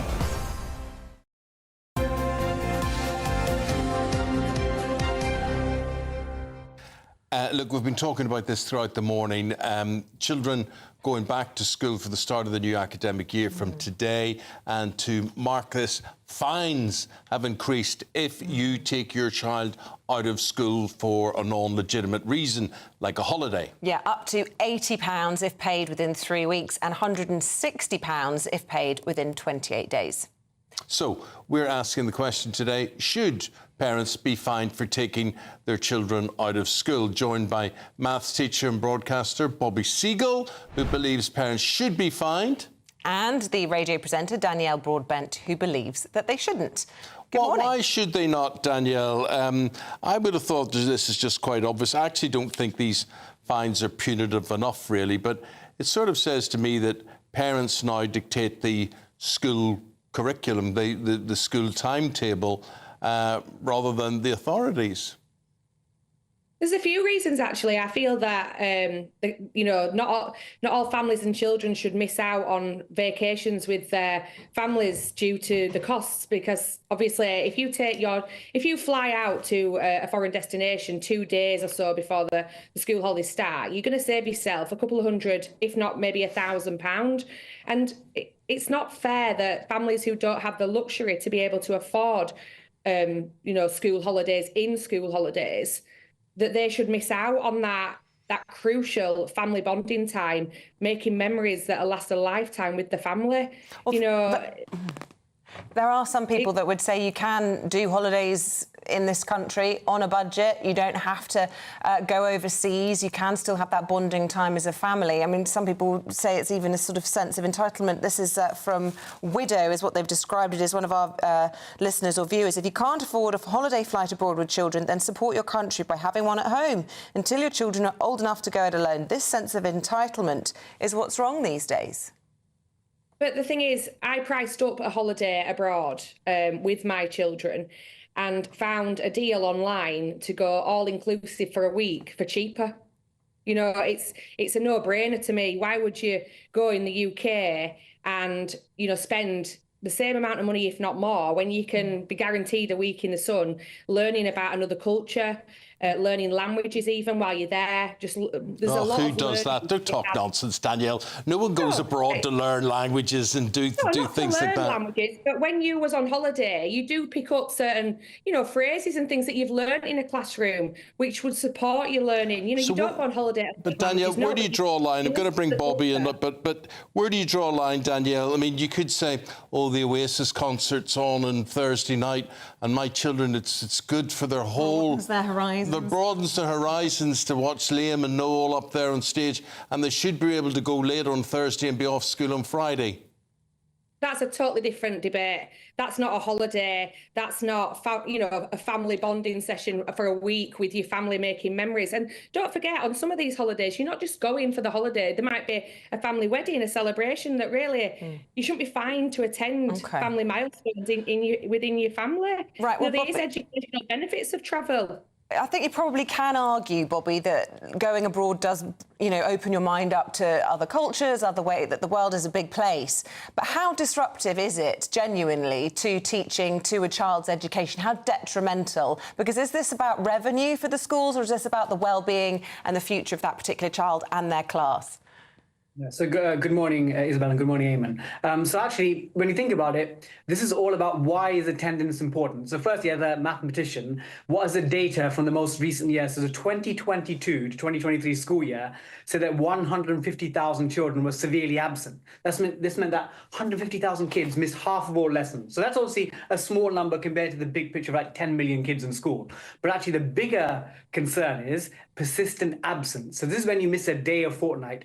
1/5 of all children throughout the country missed school persistently. And 1 day a fortnight, you might think, oh, it's only a day a fortnight, but actually that adds up to a year of schooling. And what this means is that over time, one is we're sending a message that missing school is acceptable, but actually there's a huge impact on attainment, because we want our young people to be prepared for the world, but we need them to get the qualifications so they can go on to do GMVQs, BTECs, whatever the qualifications they want to do. And in terms of regular versus persistent absence, those who attend school regularly versus those who miss just 1/5 of school actually are twice as likely to gain good qualifications in the core subjects like maths and English. So we're actually saying, as a society, school is so important that you need to be there Monday to Friday all the time. And again, I understand, you know, holidays, even Oasis. Some of my friends are saying Oasis might be a good cultural bonding for them, but we've got to draw the line and we can't have nuanced things. Again, the only nuanced things are if there's like extenuating circumstance, like a family funeral, of course, then schools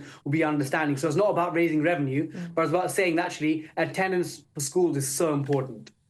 But I suppose you could also go on, Danielle. Why aren't we finding the holiday companies then for having such extortionate prices and make it accessible to everyone to be able to go on holiday? But I suppose it's a supply and demand issue, Danielle. You know, that's the free market. You suddenly have a huge number of people all wanting to go to the same place at the same time. There's a limited number of places. That's just the economy. Unless you start fixing the, you know, pricing, then that's a whole other debate, as you say. But Bobby, what would happen if teachers turned around and said, well, look, we're, you know, having these huge extortionate flights in holiday time, so we're going to just take a fortnight off so that we can bond and have this precious time with our children. I mean, if you allow the kids to do it, then surely you allow the teachers to do it as well. Exactly. So many teachers who are my friends run across the country are parents as well. So they've got to deal with the same issue. But you don't see a teacher saying, oh, the last 2 days of term, I'm going to take off because we're going to go and visit relatives in Mallorca. You can't. And again, I think it's about having a clear red line saying, actually, unless you've got an extenuating circumstance, you can't miss school because the impact of school in terms of, again, most children actually like being in school, like being around their friends. And if you get the drib-drab of kids missing school, some missing for Easter, some for Christmas, then as the educators, the teachers, we've got to plan around everyone missing school. So actually there's impacts on the teachers, on the students, and a society across the whole in terms of missed attainment. But what I would say, Bobby, just quickly, and Danielle, you might agree with me on this one, and give us a big nod if you do, that last week of term in most schools is just packed full of fun and nonsense. And to be honest, the difference in price of taking your kid out for that last week versus going on holiday the week after is quite significant. So a lot of parents would say they're not missing exams, they're not missing lessons, they were doing water fights and mufti days and all the rest of it. Is that last week of term really, you know, frankly, everybody's just relaxing and having a good time, aren't they, Bobby? So what I would say is when I was a student, it definitely was the case. We had, the teacher would pull out the old VHS sets, put it in front, watch videos. Yeah. But now schools are changing. So most head teachers, I can't vouch for all, but schools I've been in, the head teachers always said, it's the last week we teach to the bell. And the reason they say that is because they know that parents will come back and say, oh, the last week's just a video. So actually, most head teachers now will say, obviously it's not as intense as, let's say, an exam term, but most teachers now in school, head teachers will say the last week, you still keep teaching till the end. OK. Danielle, Bobby, thank you both very much indeed. Very enlightening. Good to hear your views on things, and we'll put it out there to our audience and ask them what they think. I mean, I think a deterrent of 80 quid for not turning up is nothing. It's laughable. People will still it's ridiculous. Do it if they want you still do it. I'll cop the fine. Yeah, Eileen agrees. She says if the government really wanted to stop people taking their kids out, they would pitch the fines much higher. By pitching them low, it seems to me the government's just looking on this as another source of revenue. Yeah. So, let us know your views. We're going to have the sport right after the break. Don't go away.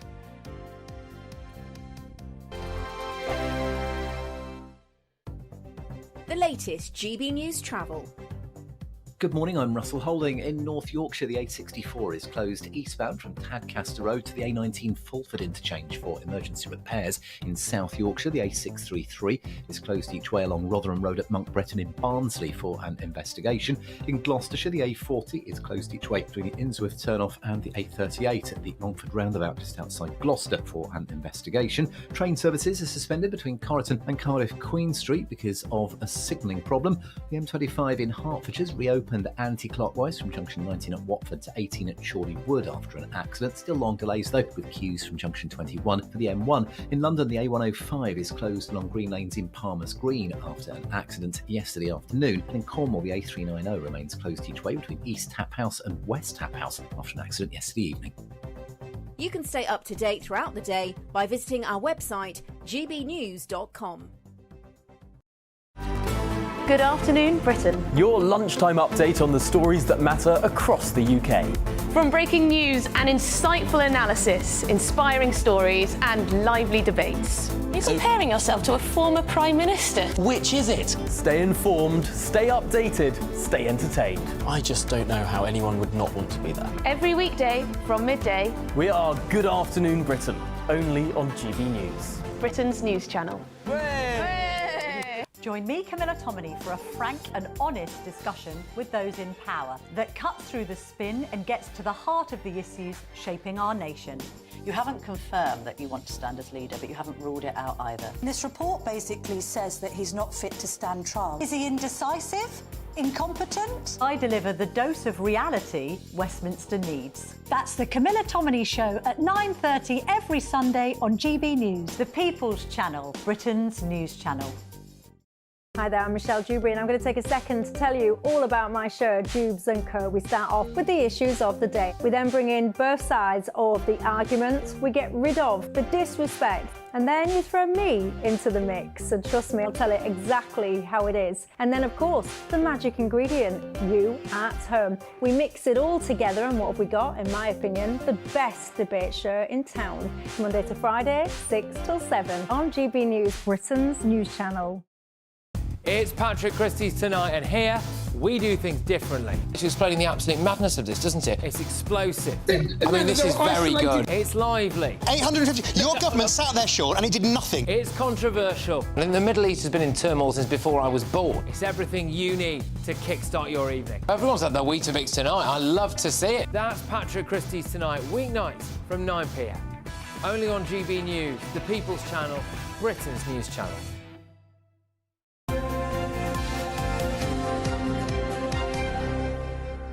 We have got the sport now with Paul, and nothing much... No, nothing going on. No games, no football, nothing interesting. Actually, I will tell you something. So I was away at the weekend, and I've done this... Have you done this? Where it's like the old Likely Lads thing, the old Likely Lads sketch where they try and avoid the score. So I was away for the weekend and came back with the family, and me and my son decided that although the Spurs game was lunchtime and we wouldn't get back till evening, we would avoid the Spurs score and watch the whole game as live. It is, because I've had messages. So anyway, so then our next door neighbours had a package to pick up, and they're Spurs fans. As I went there, I knocked on the door and I said, before anything, please don't say, because I haven't seen. And they looked at each other and smiled. And I thought, we've won. We've won the game. I'm thinking, this is it. Spurs have beaten Newcastle. So 1-0 down, then Spurs score again. I'm thinking, I recognise that smile. And then still with about 30 seconds of the game left, I'm thinking it's obviously going to be a late goal. I've got a brain where I can watch the highlights programmes. I can join in at any stage, knowing that the score is 1-0, 2-0, whatever. Yeah, it doesn't bother me. That's a good way to be. But isn't it? Sometimes my husband's shouted at me, but I haven't done anything but message him or something. He's like, I can't look at my phone. Don't look at the score. Yeah, don't tell me. Even look at me, because he's afraid I might smile a little bit and tell him the Welsh rugby result. Oh, I see. Yeah, I just it was the excitement, and that's what it felt like watching it live, and I managed to get through it. I'm beginning to wish I didn't. You got no excitement from that game. It's a long time since I've had excitement, and this goes on as a Man United supporter. I mean, the Brighton loss and Toulouse to Liverpool at Old Trafford again, so very heavily. 3-0. Not complaining about it. Liverpool were a superior team. But, you know, what is happening to Man United and what is happening under the tenureship of Erik ten Hag? When are they going to kick on? Because he only will have so much time. And there's good players there, Eamonn. There are good players in that side, but the most important thing, as someone said once, football is actually a team game. And the thing is, and if you don't play as a team, it ain't going to work. That's why you get you look at lesser sides and you think, well, how is that? Because they work as a team. It sounds really basic, but it's true. And there's Liverpool there, who did play as a team. They've got their new manager, Arne Slot, who has just taken... I'm going to try and do it without saying slot again, but I can't help it. But that's what he has. He's just slotted straight into the space that was left by Jurgen Klopp. He's inherited a very good side. He's made a few little changes, the way they build up, but it's nothing that is major surgery that he's done to the team. And you've got itself as a skill. I think so. Yeah, I think you're probably right. He's a slot machine. He is exactly. He is a slot machine. And you know what? I like him as well. There was a thing about Jurgen Klopp. I know he was a great character, but he just used to get under my... He was on edge. Yeah. Whereas Arne Slot seems like a very nice man, which you're not going to want to see as a Liverpool manager, are you, when you're a Manchester United fan? But they've got their... You know, it's early days, but they look very good, and there's a title race there, and why not Liverpool? Birthdays. Whose birthdays is it? OK, I've got a little selection. All right. Right, here we go. Number 1, please. Our first birthday. Who could this be? Who is that? Oh, he's looking a bit old there, so it's probably a later picture. Lennox Lewis, former world heavyweight champion. In disguise. Yeah, I mean, that's how he looks his hat these days. He's looking a bit older. Yeah. It's not him in his prime. Sorry, Lennox, but how old is he today? Lennox Lewis? 52. 52? 60. Very close, 59. Oh. 59? 59. Give me that, will you? Well, he wins. I can't give it to you. Let's go with another one. We've got a few more, right? Next one is, please. Now, look at that. Jimmy. The great Jimmy Connors. Yeah. 74, Wimbledon champion, 82. Because it was him and Chris Evert. They were engaged at the time, weren't they? In 74, they were the tennis's golden couple. Yeah. So how old is Jimmy Connors, who McEnroe still hates to this day? So I was watching him. I was still at school, so... 72. I would say he's... I'd say, 72 sounds a good age to me, Is the right answer. How did that happen? Result. How did that happen? 72. He's absolutely spot on. You were talking about pretty much around when I was born, a bit younger than when I was born, so I was thinking how my parents are. Very a bit good. Younger than my parents. That's Very exactly good. my calculation process. Very good. OK, I've got 2 others, but I don't think we have those with us, so I will save those for the next one. Save those. We will have a tiebreaker. Save those. We'll save the newspapers for you right after this break. Don't go away.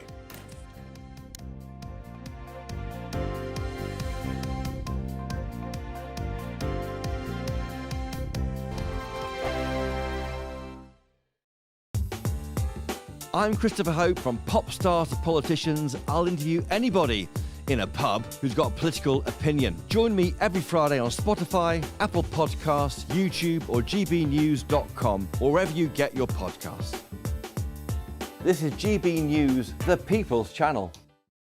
This is GB News, Britain's news channel. The Labour government wants to introduce a legal right not to be bothered so that staff can ignore bosses' emails and texts and calls outside of normal office hours, including holidays. It's all part of Labour's election pledge to give everybody a right to switch off for the first time ever. Mutaz, do you ever turn your phone off? I don't. If you want to work in a high-functioning job that pays well in the end, you have to keep your phone off. The workplace is competitive. If you work longer hours, you're more likely to get a promotion. It depends what job you do. We work in news, the three of us. News goes on all the time. It would be ridiculous to think that we could ever leave our emails or a phone call alone, because we don't know what's about to happen next. But say you're working a clerical job or a manual job, if it's absolutely 9 to 5 and your job is over by then, there's no reason why you should be contacted by your boss except in an emergency. Is that because people nowadays, they want to, they don't want to live to work, they want to work to live? People are more relaxed about work. I'm able to come in here dressed like this. But when it comes to legislation, you've got to be careful because it leads to ridiculous situations. The Euros, when England was playing Spain, one of the Spanish footballers was 17 years old. I think the Spanish FA had to pay a fine because in Germany, a 17-year-old shouldn't work after 8 p.m. or something like that. Because with me now is the head of employment at Pickering Solicitors, Joanna Robson. Joanna, thanks for joining us. Is it a generational issue? Yes, I think there is a generational issue. I think younger people, they generally want to make a really good impression. So sometimes you find the younger workforce are the ones that actually want to really put their mark out there and they really want to work longer hours. And that's going to, it's going to be difficult for younger people to, switch off. GB News, the People's Channel. In the GB Newsroom, we bring you the news as it happens. With our team of dedicated journalists across the UK. We're ready to keep you up to date with what's happening every half an hour, every single day. Bulletins here on GB News.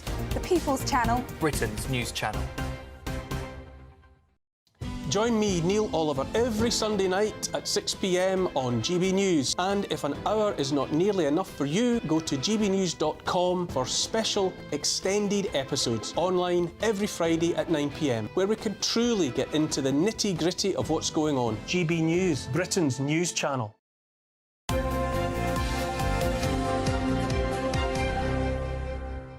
Right, we are in the company this morning of the former Boris Johnson advisor, Oscar Redrop, and the former editor of the Daily Star, Dawn Neeson. Welcome back. What a lovely team we have this morning.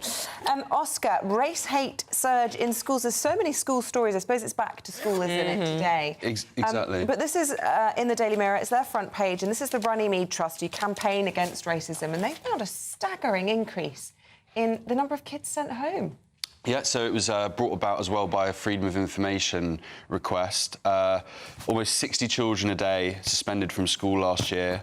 That's up 25%, so it's around 11,000 in just the last 12 months, which is obviously really, really concerning. When you actually really dig into it, and me and Dawn were just talking about this in the green room, some of the kids are as young as 4 years old, which then all of a sudden makes you view this piece a little bit differently, potentially.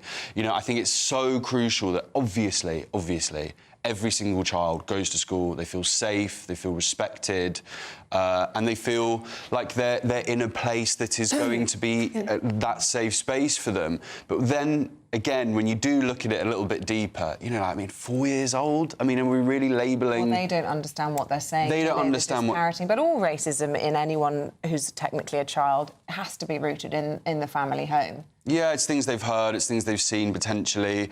The only other interesting thing that did make me think, just broadening out a little bit, is that even when I was at school, I remember I was told, don't recognise difference, in that sense. Yeah. Like, don't think about things like that, just the content of someone's character.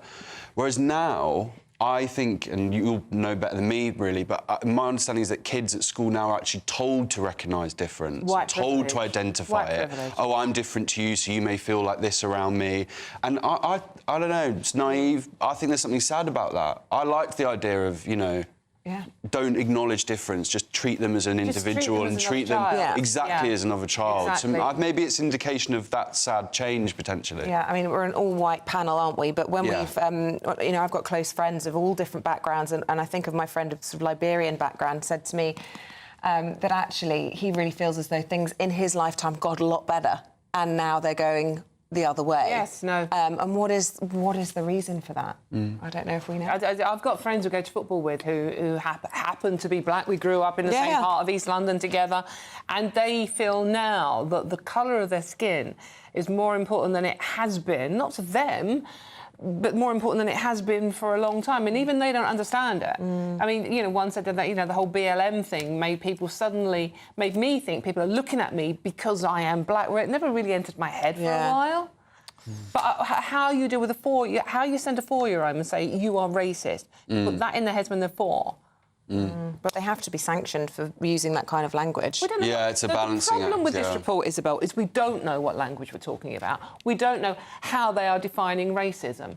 If it's a little 4-year-old saying, why are you a different colour to me, is that racism? Or is it just a child saying, you are something different to me, as kids do? Police officers, always known to have high sick leave records. Here we're seeing in the Times, they're talking about specifically for mental health issues, they take a week off a year for mental health issues alone. Yeah, it's a worrying story because 39% of sick days are due to mental health. Between 2013 and 2023, proportion of officers leaving the force by resigning voluntarily has risen up to from 18 to 56%, and the number retiring after a full service are down to 35%. So what we're ending up here with is an inexperienced police force who are suffering severe, you know, mental health issues. I mean, we're talking about post-traumatic stress disorder, anxiety, and postnatal depression comes into it as well. But so what is going on? So we've got a younger, more inexperienced police force who are obviously not coping with the pressures of an incredibly stressful job. And when you think about what we saw, you know, over the Notting Hill weekend, I was talking to a former police officer the other day about the Notting Hill incident, the stabbing that poor young mum losing her life. And he goes, if you'd gone to see that and you'd gone to that and you'd witnessed what happened to that mum with a little girl sitting there, trying to hold on to her dying mum, which she survived a week, we know, but bleeding on the floor. And he goes, that stays with you. Of course. Because there's no amount of training, especially if you're a parent. Dawn, I went to a police station a year ago and I was asked to pay a visit and go and meet a few people there. And it was in sexual crimes. And it was against children. And I thought money could not pay me for that job because what you see, you cannot then unsee. You can't unsee it, no. And I thought about everybody who was sitting in that office and what they had to look at. I mean, I genuinely feel sorry for the ordinary men and women who do this job because it is incredibly stressful. They're not well paid. And, you know, I don't know how I'm meant to react to this story. I'm meant to be angry at taking a week off a year for mental health issues. I'm not angry, no. I think, you know, if it's only a week, considering what some of them have to put up with. Oscar, here's an interesting story. We're talking about AI here in relation to famous people. Now, this is dead famous people. And I don't mean dead as in very famous. I mean dead, daily bread, dead. End off. So tell us, what's the story? So under a new law, they will need, so third parties, if you like, will need permission from the estate of the deceased star to use their likeness and replicate their performances. I get it. I think there's something to be said for that. You know, 100%. They want to make money out of it as well. And the estate deserves. I mean, my next business venture's taken a bit of a hit because. No, I completely get it. You know, like think about the icons and these people that we kind of, you know, love and obsess over, and you know, the idea that some shady bit of the internet could just start ripping them off. I think it's devaluing. It's sad, isn't it? I'll put it to you. I'm not disagreeing. I'm just putting it to you. that there are lots. It used to be that if you were an actor and they repeated your performance, you were paid for it, right? You got a payment. Now they can repeat your performance ad infinitum and you're not paid anything, or your state is not paid anything. So what's the difference between repeating stuff that an artist is in and replicating stuff?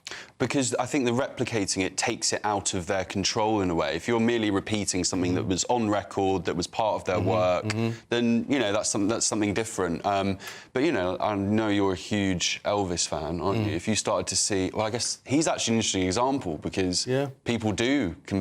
Impersonations all the time, whatever. And that's kind of priced in and that's OK. But no, I think it makes sense. Like culture, art, film, it's actually something that we should value very, very deeply. I think Churchill said if there's without culture, there's nothing to fight for or something like that. It's true. Can't disagree with It's not cheap, innit? Dawn, let's talk about the toll that junk food has on your heart after just 3 weeks. Would you call this junk food? A buttery croissant. Would you call that Well, junk? no, because the French are also slim and healthy, aren't they, mostly? And they eat a croissant a day. However... Exactly. This is a croissant a day can take its toll on your heart in under a month. It's a trial by Oxford University. And they found that if people spent 3 weeks eating buttery foods, such as pastries and cakes, every day, it does affect their heart. Cholesterol goes up by 10% and 20% rise in fat in the liver, increasing the risk of type 2 diabetes. Now, this isn't about weight gain, because this is a calorie-controlled experiment here. So the people didn't put on weight. It was all about what it did to their internal organs, so it's the stuff you can't see going on. So step away from the croissant. OK, thank you very much indeed. Let's get the weather update from Craig. That warm feeling inside from Boxed Boilers, sponsors of weather on GB News. Good morning. Welcome to your latest GB News weather forecast from the Met Office. Well, today, most of us will see some rain, if not also some thunderstorms, but there will be a little bit of brightness around, and for all, it will be feeling fairly warm. So it's a wet start out there, especially across many northern and western parts. Some of this rain will be quite heavy and thundery, given some fairly poor travelling conditions in places. Come the afternoon, there will be some brighter moments, especially across southeast England, East Anglia, and also parts of Northern Ireland. But for most of us, it's going to be a fairly grey picture, but a quite warm picture, fairly humid, especially down towards the south. We will see highs easily reaching the mid-20s. Into this evening, most of the rain will be focused across parts of Scotland. Here, again, there will be some heavy and thundery downpours in places, so a fairly tricky commute here. Further south into Northern Ireland, something a little bit drier and brighter moving in here too, and certainly a little bit drier across northern England and into Wales. But again, there still will be a few thundery downpours around. Best of the driest weather come the evening rush hour will be across parts of the Midlands, East Anglia and the southeast of England. Into the nighttime period, a lot of the cloud and rain gradually working its way eastward. So some clearing skies across Northern Ireland, Wales and southwest England. So here, a fresher night than last night, but further east, another fairly humid one. Temperatures in London probably not falling much lower than around 15 or 16 degrees. So a bit of a grey, murky start across many eastern areas. Again, still some outbreaks of rain, but the rain will be nowhere near as heavy as it will be today. Brighter skies further west, but that will be quickly replaced by some further showery outbreaks of rain moving in come the afternoon. So I think by the end of the afternoon, best of the brightness will be across the central slice of the UK. And for all of us, it will be feeling fresher, with highs in the south reaching around 22 or 23 degrees. Looks like things are heating up. Boxed Boilers, sponsors of weather on GB News.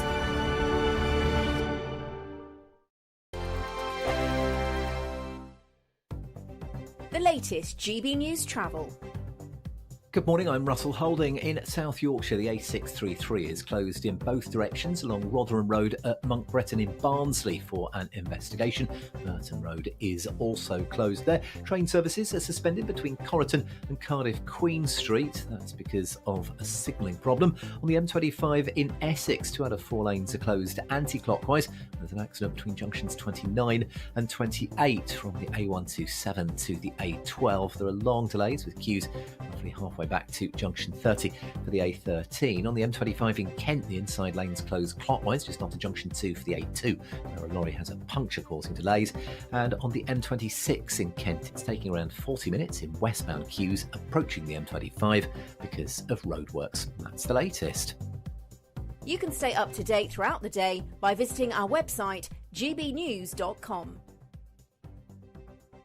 How would you like? Then catch me, Martin Daubney, Monday to Friday, 3 till 6 p.m. on GB News, Britain's news channel. We're proud to be GB News, the People's Channel. And as you know, we always love to hear your views. Now, there's a new way of getting in touch with us at gbnews.com/yoursay. By commenting, you can be part of a live conversation and join our GB News community. You can even talk to me, Bev Turner, or any of the members of the GB News family.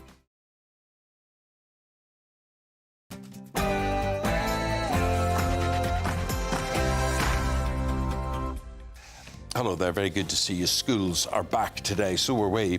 But Ofsted have single-word gradings for schools, and those are to be scrapped. Yes, parents will no longer be told whether a school is outstanding, good, requiring improvement, or inadequate by inspectors. Give us your vote this morning, let us know how we do. This move follows lobbying by teaching unions who say single-word gradings were simplistic, reductive, unreliable, and inhumane. This comes as fines for taking your child out of school will increase from today, as the Education Secretary says schools are facing an absence epidemic. The Conservative leadership race intensifies. Kemi Badenoch will today lash out at Labour and call for change in the Conservative Party, whilst James Cleverly, he wants a change to stamp duty. He wants it scrapped. Is Prince Harry to make a royal return to the UK? The Duke of Sussex is said to be making inquiries about repairing his relationship with his family and the British public. Apparently, I require improvement. In the sport, Liverpool smashed Manchester United at Old Trafford and win 3-0. Spurs smash Newcastle at St James's Park and lose 2-1. Charles Leclerc won the Italian Grand Prix for Ferrari. And in a Super Sunday at the Paralympics, Team GB win 12 gold medals, and Paralympic legend Richard Whitehead joins us shortly. Morning. It's an unsettled start to the new working week. Plenty of rain and thunderstorms in the forecast for today. Find out where with me in a little bit. So, the time, 1 minute past 8 o'clock on this Monday morning. Hello to you, I'm Eamonn Holmes. I'm Isabel Webster, and you're tuned in to GB News Breakfast.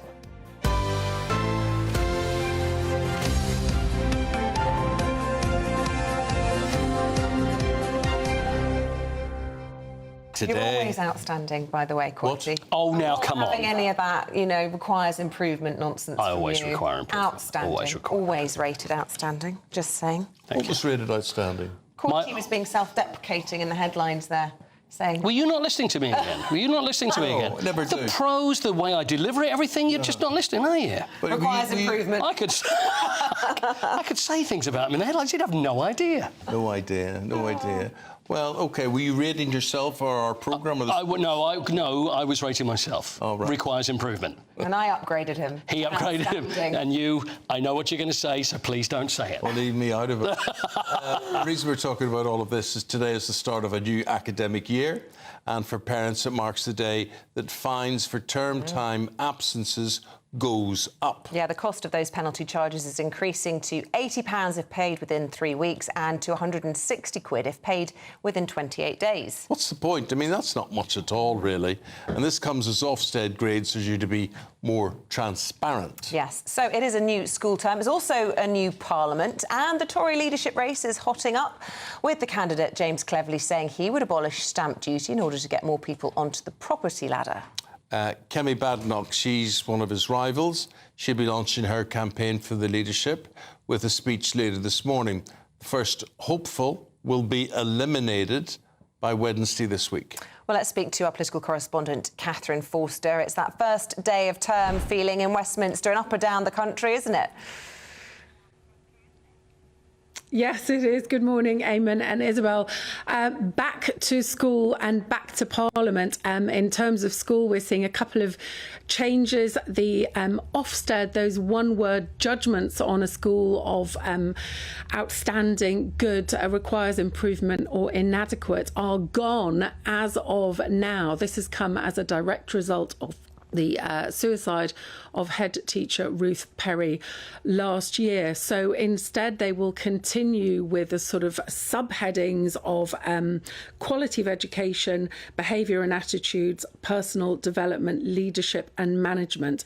They will still get grades, but you won't get that one-word judgment. And then Bridget Phillipson is talking about an absence epidemic. So the schools are increasing the fine for taking your child out of school in term time for £60 to £80. Whether that will really discourage people who can save quite a lot of money on a holiday or not remains to be seen. As far as Westminster is concerned, back in Parliament, and the Conservative leadership race really hots up today. On Wednesday, one of the 6 candidates will be eliminated. I will be going along to Kemi Badenoch's launch later, followed by James Cleverly. James Cleverly is actually promising a policy, a cut to stamp duty. So that's quite unusual, because generally we're hearing a lot of words about being conservative, etc., unity, learning from the past, but not much in terms of policy. OK, thanks very much, Catherine. We'll pause there and hear from the Conservatives now. We're joined by the Shadow Secretary of State for Education, Damian Hinds. Good morning to talk to you. Welcome back to Parliament. Morning, a new Isabel. Parliament and a new start of term, and big changes to Ofsted, and it's being described as the end of their reign of terror over schools. What's your view on the changes that are being brought in? Well, obviously, Ofsted inspection is a very important part of our system of education, and making sure that all children are getting the education that they deserve. And of course, children only get one chance at education. It's important to get that system right. It's important that it should be supportive to schools and to head teachers. But you know, it's also true that overall assessment summary is a really vital piece of information for parents, and this move today takes that away without adding anything else. Of course, it's right to look at a broader range of things, but an Ofsted report is not one word. It's usually about 1,400 words and assesses schools on 4 different areas and gives a narrative as well. And there's lots of other indicators about schools as well. You were just talking about absence and attendance. That's another indicator that we publish on schools, right, as well as attendance and the progress that pupils make. So this move today takes away a piece of information, takes away a piece of transparency, but without adding any. And Ofsted will still have the legal responsibility to identify schools that need to go into special measures, but that will just now in future be somewhat less transparent. So you think, just to be clear, it should continue in the way that it was before, even though an inquest ruled earlier in the year that the death of the head teacher Ruth Perry was indeed linked to the pressure that she felt during one of these hugely stressful Ofsted inspections. And we've heard from a number of teachers talking about how terrible they are, not only for their mental health, but just for the well-being of the school. You think that should continue? No, and look, I understand exactly what you say, and the tragedy of Ruth Perry. I mean, shook everybody, that local community, that school community, of course, but also the wider education community. And it's right, absolutely right, necessary to have looked again at the way things work following that. And we made some changes soon after in terms of the way the inspections worked and what happened in those cases where the only thing on which a school had been graded inadequate would be something around compliance, around safeguarding. And we also welcomed Ofsted doing this broader this broader listening exercise they call the Big Listen about how to improve the system, and we did think the system could improve further. But it's also the case that overall summary assessment of a school is a vital indicator for parents, and we think it has played up till now a very important role. We've never said it's the only thing, and it should never be the only thing. We encourage parents to look at a whole range of things about the school for their son or daughter, and different families, different children, of course, are different. But that indicator itself, the overall summary assessment, is also very important. And as I say, taking it away today removes some information, removes some transparency, doesn't actually change the fact that some schools still will go into special measures. They have to, I mean, it's by law, Ofsted must identify those, and still the Department for Education will intervene in certain cases, and that will include changes of management, but it will be less transparent in future. Yeah, I hear what you're saying, Damian, about all of that. We get one go at education. It's important to get it right, and this is like, we just don't mention the war during this. I mean, for me, it would be an essential grading system when I was thinking of where to place my children in school, for instance. But if you do take that away, that idea it's inadequate or it's exceptional or whatever the grading is, you look at children who go through exams, and there must be suicides every year with kids saying, I just couldn't face my exams. So does that mean we then have to take exams away? We don't have an exam system because some child may react quite badly to that whole system? Well, it is obviously very important that we don't put overly stressed children about exams. There is tension, there is pressure around exams, degree of anxiety always has been, but it's important that the children are, of course, helped to get that into perspective. Exams do play a really important part in our system, what are called terminal exams, that is to say, exams at the end of your phase of education play a really, really important role, a unique role, actually, in our education, and it's a chance for children, for young people to show what they can do, show what they've learned, the skills they've developed, the knowledge they've developed over those 12 or 14 years. Damian, the exam that the contestants for the Conservative leadership have got to go through, there's going to be a faller. Who will be the first faller at the fence come Wednesday, do you think?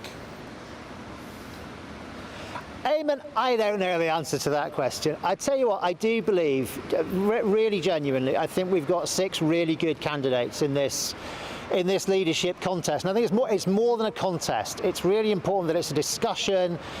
I mean, you said examination. I mean that in a slightly different, that word in a different sense of the word, and a debate about conservatism, about, yes, the things that have gone wrong, but also about, our important role as a party in the democracy of this country, and what we offer to our society and its people. And so, yeah, I think we're going to have a good debate. I know it's been a very well-mannered debate, a very positive debate, and I look forward to its further stages.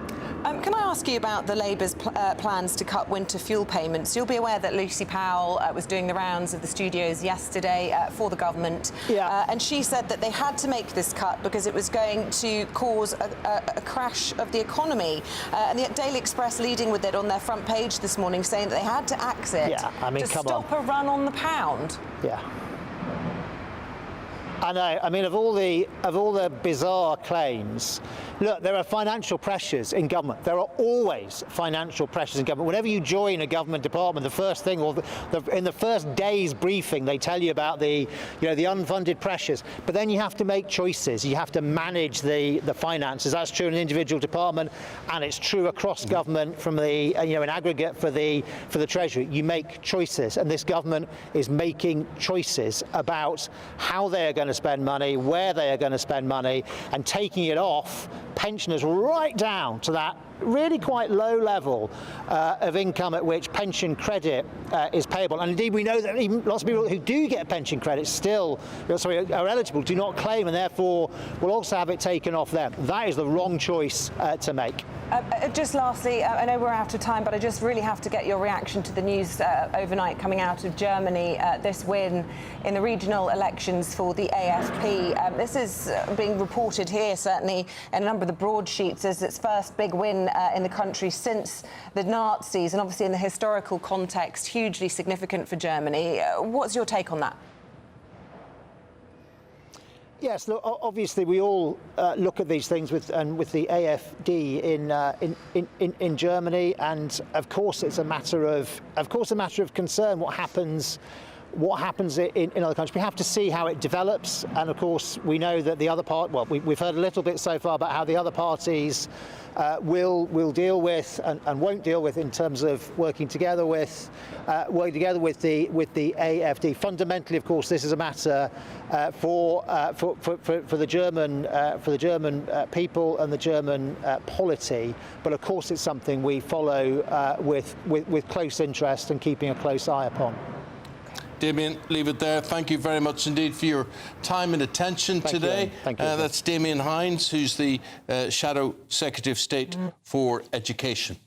Right, speaking of education, a new pathway is being introduced in Greater Manchester. Let us know what you think about this, because it's offering the hope to pupils of an equal alternative to university.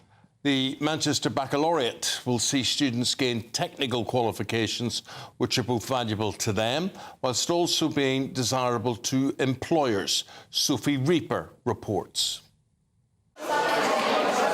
GCSE Results Day. Less than 2 weeks ago came one of the most stressful days in the life of any 16-year-old.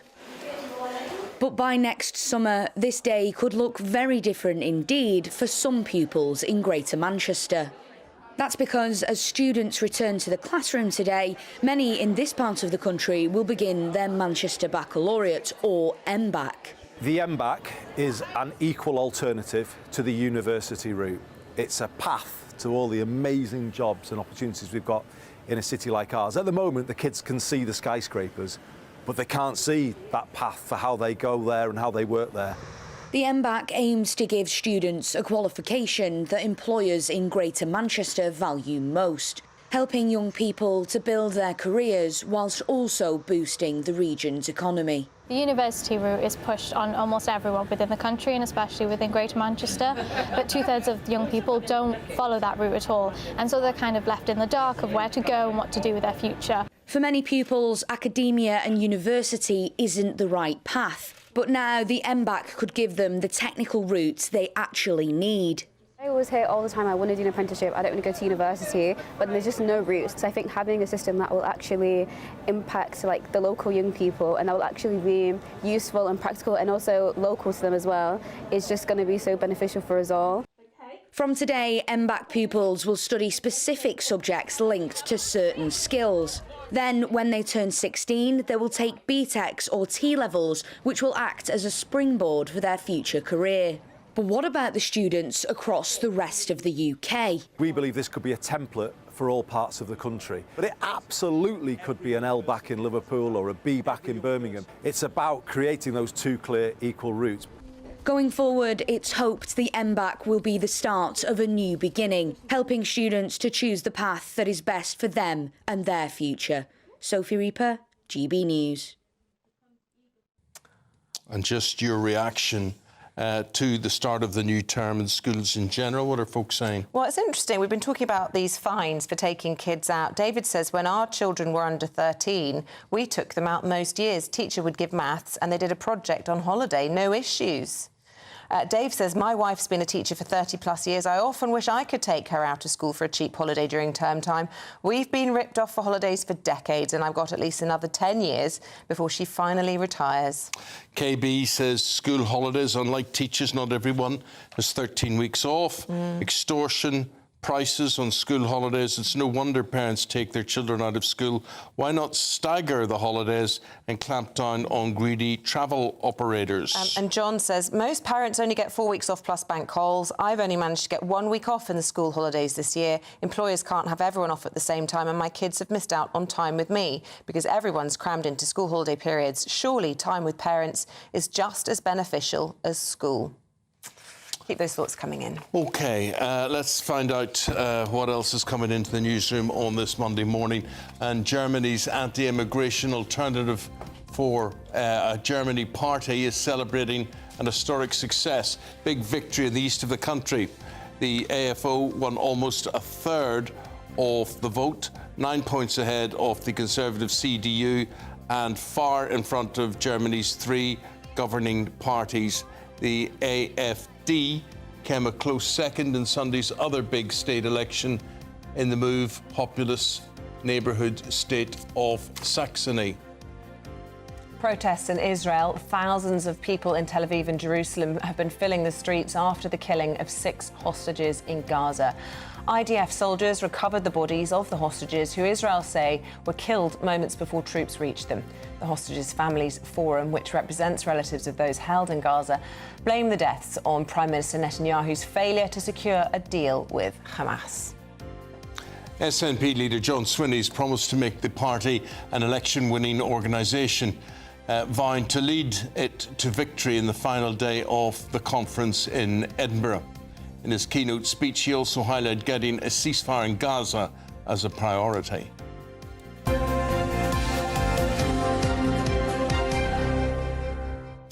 Just thought it was ironic that yesterday was the first day of September and the weather was stunning, absolutely stunning, really hot, 28 degrees. Yeah. My birthday's Gorgeous. at the end of the month, and I often find it's quite nice weather at the end of the month. So I have a theory that the summer's not over, even though until your birthday's over. Meteorologically it is, but yeah. And I often find that October can be a beautiful month, autumnally and whatever. However, all of that was yesterday. What's today going to be like? Here's Craig. A brighter outlook with Box Solar, sponsors of weather on GB News.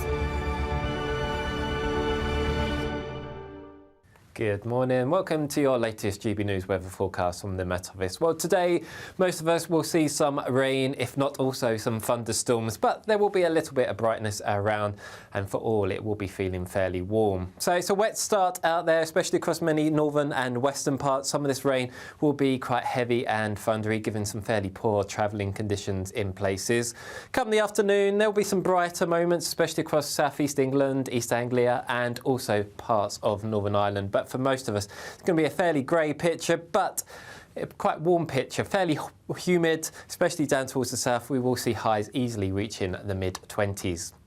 Into this evening, most of the rain will be focused across parts of Scotland. Here, again, there will be some heavy and thundery downpours in places, so a fairly tricky commute here. Further south into Northern Ireland, it's like a little bit drier and brighter moving in here too, and certainly a little bit drier across northern England and into Wales. But again, there still will be a few thundery downpours around. Best of the driest weather come the evening rush hour will be across parts of the Midlands, East Anglia and the southeast of England. Into the nighttime period, a lot of the cloud and rain gradually working its way eastward. So some clearing skies across Northern Ireland, Wales and southwest England. So here, a fresher night than last night, but further east, another fairly humid one. Temperatures in London probably not falling much lower than around 15 or 16 degrees. So a bit of a grey, murky start across many eastern areas. Again, still some outbreaks of rain, but the rain will be nowhere near as heavy as it will be today. Brighter skies further west, but that will be quickly replaced by some further showery outbreaks of rain moving in come the afternoon. So I think by the end of the afternoon, the best of the brightness will be across the central slice of the UK. And for all of us, it will be feeling fresher, with highs in the south reaching around 22 or 23 degrees. That warm feeling inside from Boxed Boilers, sponsors of weather on GB News. Now, here's a bit of good news for you. A new Great British Giveaway competition. Not only is it new, it's bigger, it's better. yeah, it's an absolute whopper. £36,000 in tax-free cash, which is equivalent to £3,000 a month in your bank account for an entire year. Wowza, and here's how that cash could be yours. This is your chance to... and somehow he's made it into the studio today. Give people a tiny background about the Grapes of Wrath. It's about the Depression, isn't it? Yes, it's the Great Plains, which were absolutely ravaged by droughts. They'd completely overfarmed the topsoil, so they had all these huge dust storms, and basically the farms were worthless. So they reckon in the 1930s, about 3.5 million people left this huge central agrarian area of America, and this is a very poor white working region. often many of them headed for the coast of California to this dream of orange groves, white houses, plentiful work. And we focus in on the Joad family, very poor, very working class. Tom Chode has just got out of prison for homicide in self-defence, and he's played by one of the Treadaways, Luke Treadaway, who I confused with his twin Harry. Understandably. They are identical. And so they pack everything into this kind of old-fashioned jalopy. It's a bit like Beverly Hillbillies, but not humorous. I think there's about 13 people crammed, hanging off the sides, and they embark on this odyssey across the country.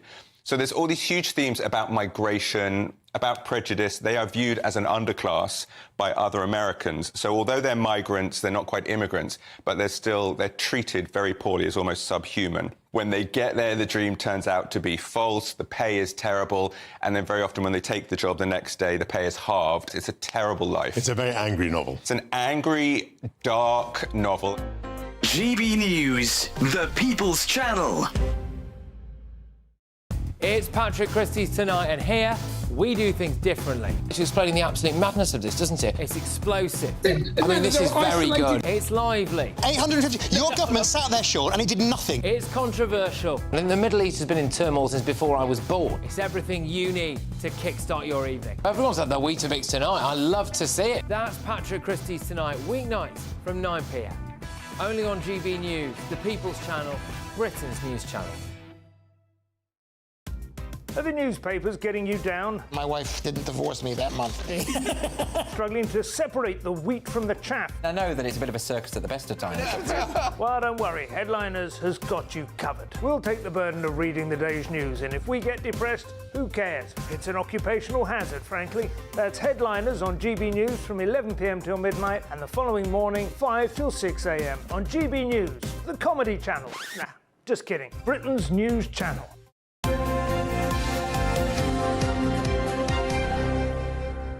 We're going to talk Paralympics now with Paul in the sport. Very good day for Team GB yesterday. 12 gold medals, more medals than the Paralympians have ever won in one day. And that puts us second on the medal table. Still behind China, though. I know. Can we see the medal table? Have we got the medal table? I think we have. We're just behind China. It always seems to be the China. But the thing is, look there, look at that. Look at the United States. 8 golds. There's us with 23. China there with 33.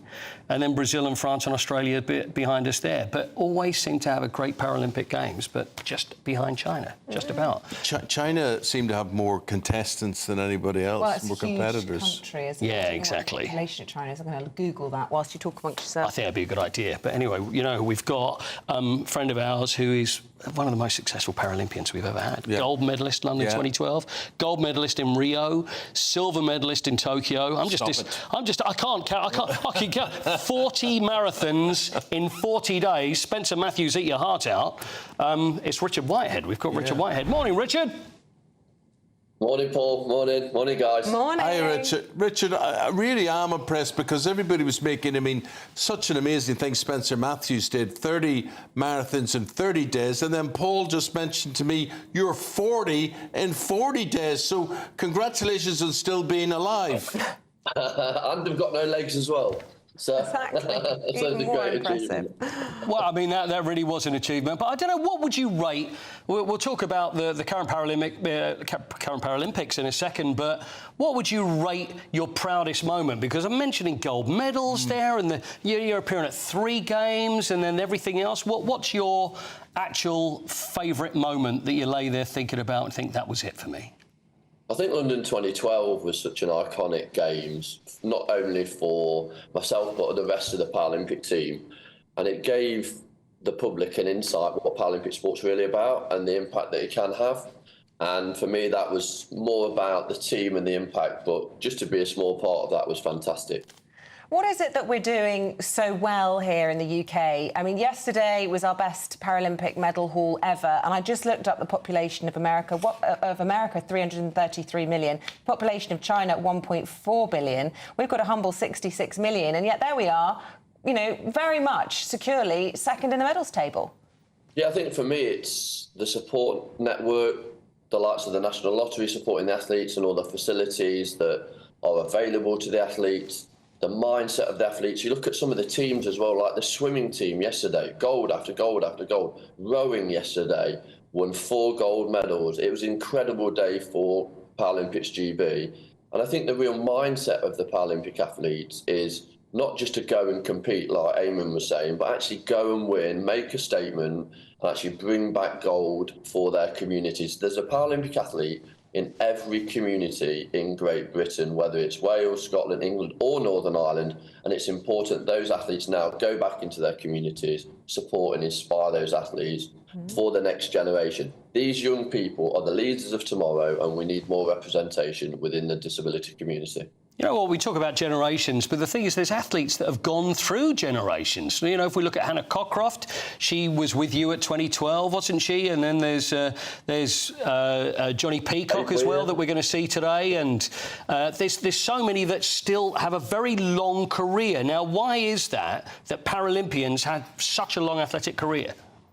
I think it's because the public don't really understand the dynamics of the Paralympics. The Paralympics the athletes have either a disability from birth or they gain their disability from an accident or an illness. And that means their athletic ages may be slightly different. So they might come into the sport slightly later in life.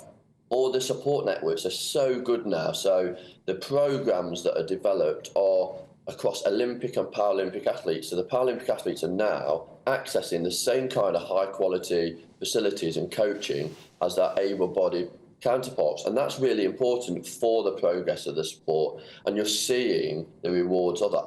To be above the United States of America in the table is incredible. Yeah, amazing. What do we got to look forward to today? Because it was a, hell of a day yesterday. I'm always going, well, I want this day better than that one. I want to do even better than that one. 12 is incredible for one day. What about today? That's not a surprise from you, Paul. But, I'm just greedy. So we've obviously, like you say, we've got Johnny Peacock on the track. We've got some wheelchair rugby, so the bronze medal game against Australia. We've got some para badminton. The triathlon is starting today after some controversy, like in the Olympics, with the water clarity not being safe to actually swim in. And we've got also some boccia as well. So please tune in, support your athletes, because these are the people that you've supported back at home be as successful as they've actually been. One more quick one, though. I've got to ask, Paris, how does Paris rate compared to London? Everybody's saying that Paris, what a great Olympics and Paralympics. What do you like over there, because you're there now? Incredible. The crowds are fantastic. I'm lucky enough that I'm in the centre of Paris, and I'm running all over the city, and people obviously see me running.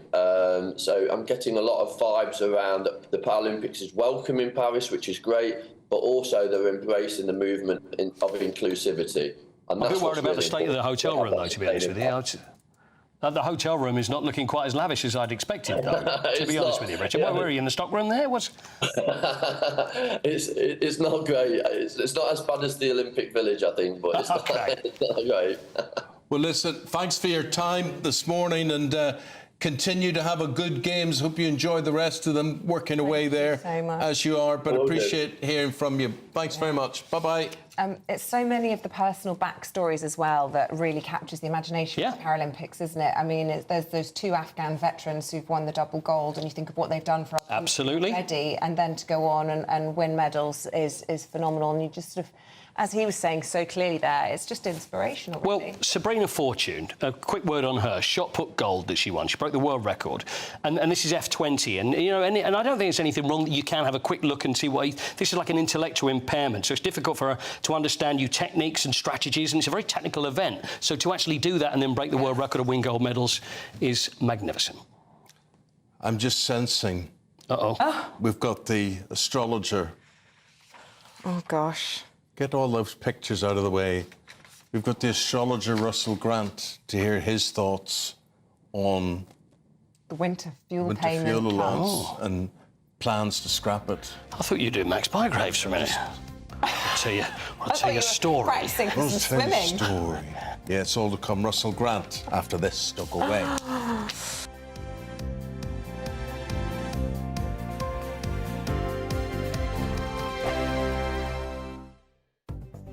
The latest GB News travel. Good morning, I'm Russell Holding. In South Yorkshire, the A633 is closed in both directions along Rotherham Road at Monk Bretton in Barnsley for an investigation.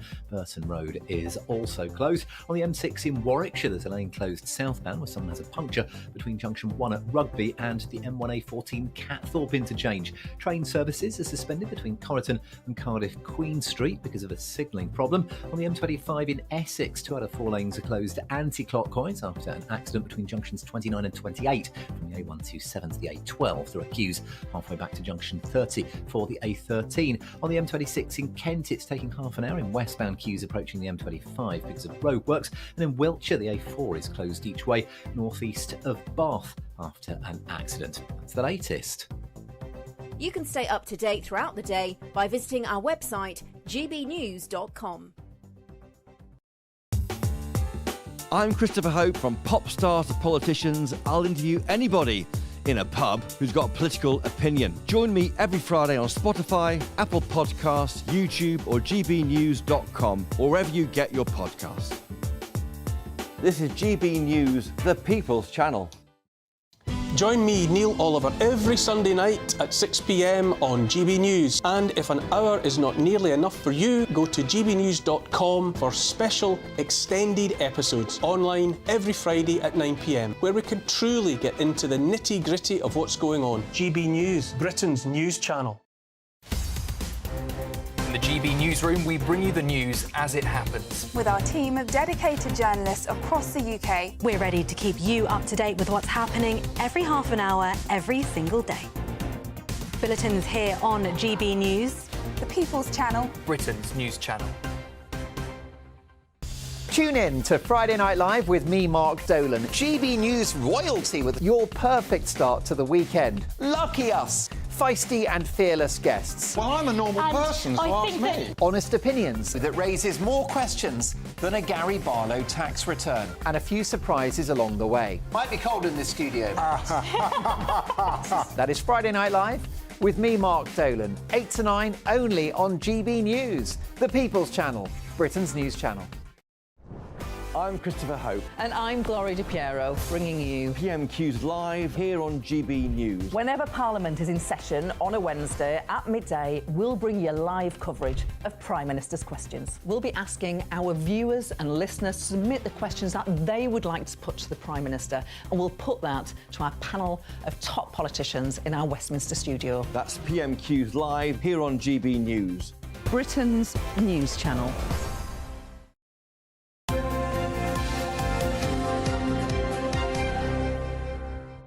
Right, tell you what we're going to do now. We're going to talk about the cuts to the winter fuel payment.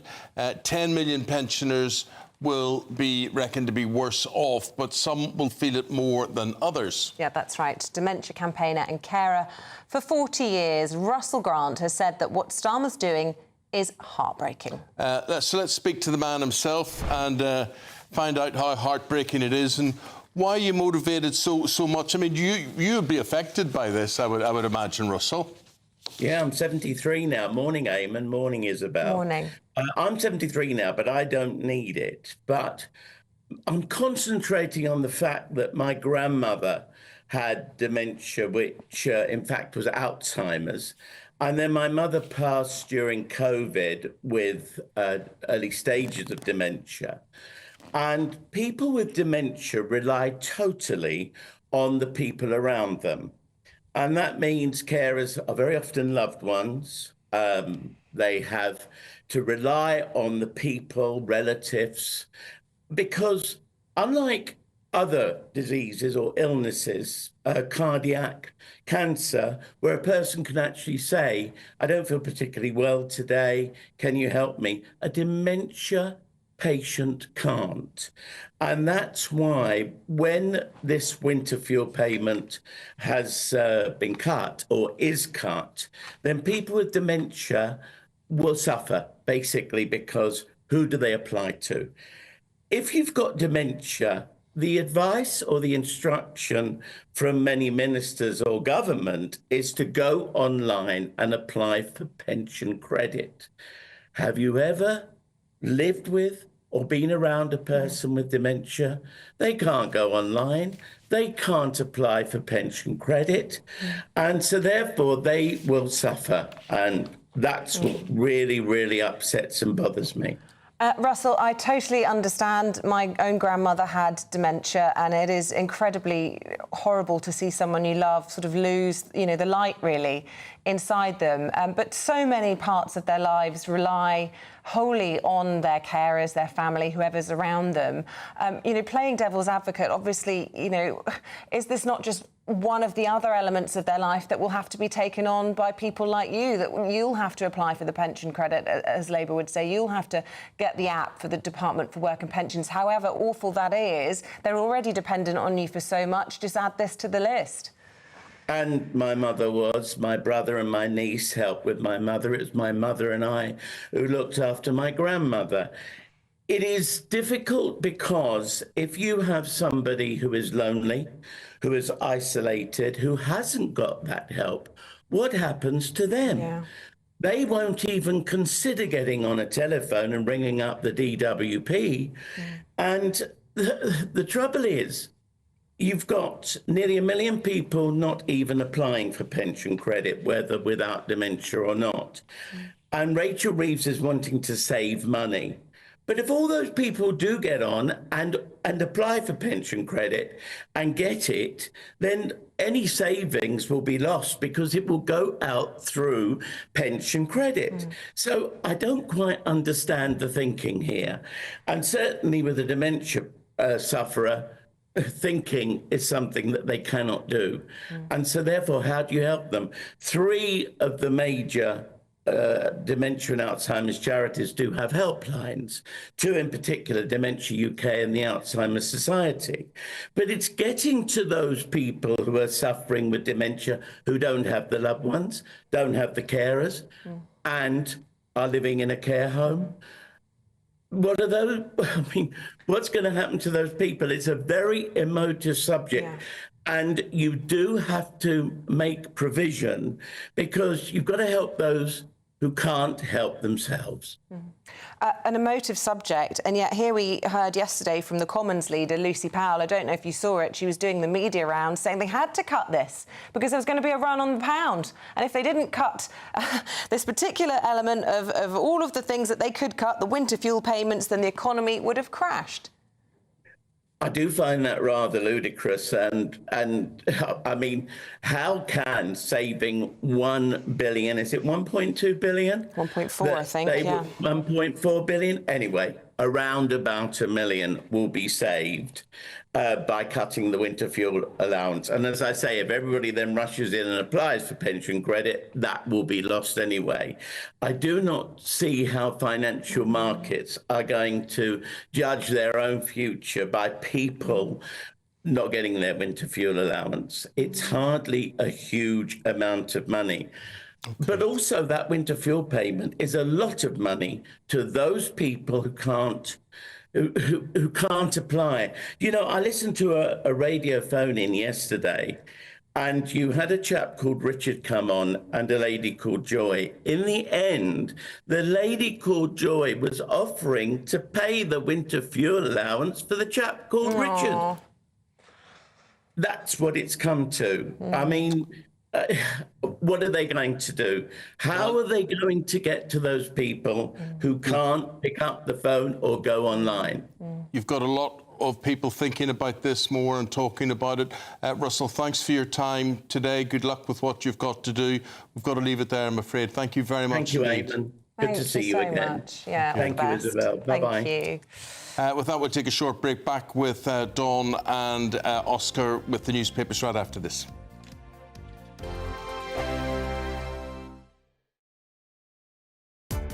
Welcome to State of the Nation, daily plunge into the stories shaping our country. I'm Jacob Rees-Mogg, and Monday to Thursday we bring you the insights, the facts, the truth about how our country is being governed. Because what happens in Downing Street matters down your street. Tune in to State of the Nation every Monday to Thursday, 8 to 9 o'clock. Only on GB News, the People's Channel, Britain's news channel. This is GB News. Britain's news channel. Top gear to top beer. See what we did there. Jeremy Clarkson. Hundreds of people have been queuing to be some of the first punters inside Jeremy Clarkson's new pub in Oxfordshire. It's called the Farmer's Dog, and it opened to the public at midday yesterday. Now, I mean, this is it's called the Farmer's Dog, and it's just outside of Burford, just off the A40. Jeremy Clarkson brought it with him, and yesterday there was a 4-hour queue for a pint at the newly opened bar. The serious point of this story, and what, to be fair, Clarkson's doing, is like he's done with his farm, Diddley Squat Farm, which has been a very popular TV series. He's actually promoting the British pub. Jonathan, we know they're closing at a rate of knots in this country. Because this is Jeremy Clarkson's comment on why Sir Keir Starmer is banned. They're a hopeless bunch. Starmer hasn't done much to endear himself to me yet. Well, have a look at farming. It might turn around. You never know. So, I mean, this is the thing. I mean, the political point here, David, isn't it? It's like, you know, Jeremy Clarkson has raised, the issues of farmers in this country and how much of a struggle it is for them. And he's now doing the same for the pub trade. So there's a serious point to what Clarkson's doing. Absolutely. I mean, these are two things which are part of our heritage: pubs and farms. You're talking about farming. We do need to talk about farming actually, and what Brexit's done for farming. Not only what Brexit's done for farming, and now you have the government negotiating trade deals with countries, and the main things those countries want are better access for their meat in this country. Absolutely not. It's not Brexit that is destroying farmers in this country. It is what the government have done, both under Johnson and Sunak, and now Starmer continuing this in actually making farm subsidies related to the whole green agenda. So we start off with a nice friendly chit-chat about a pub and straight on to the B word. I never talk about Dawn, I never talk about Brexit anymore. GB News, the People's Channel. If you want your news to be straight talking... This is a nightmare for the Conservatives again. Down to earth. It's not just Nottingham where this is happening, is it? And most importantly, honest. Hard-working, middle-class taxpayers, they'll get their book thrown at them. Then catch me, Martin Daubney, Monday to Friday, 3 till 6 p.m. on GB News, Britain's news channel. I'm Tom Harwood. This is GB News, Britain's news channel.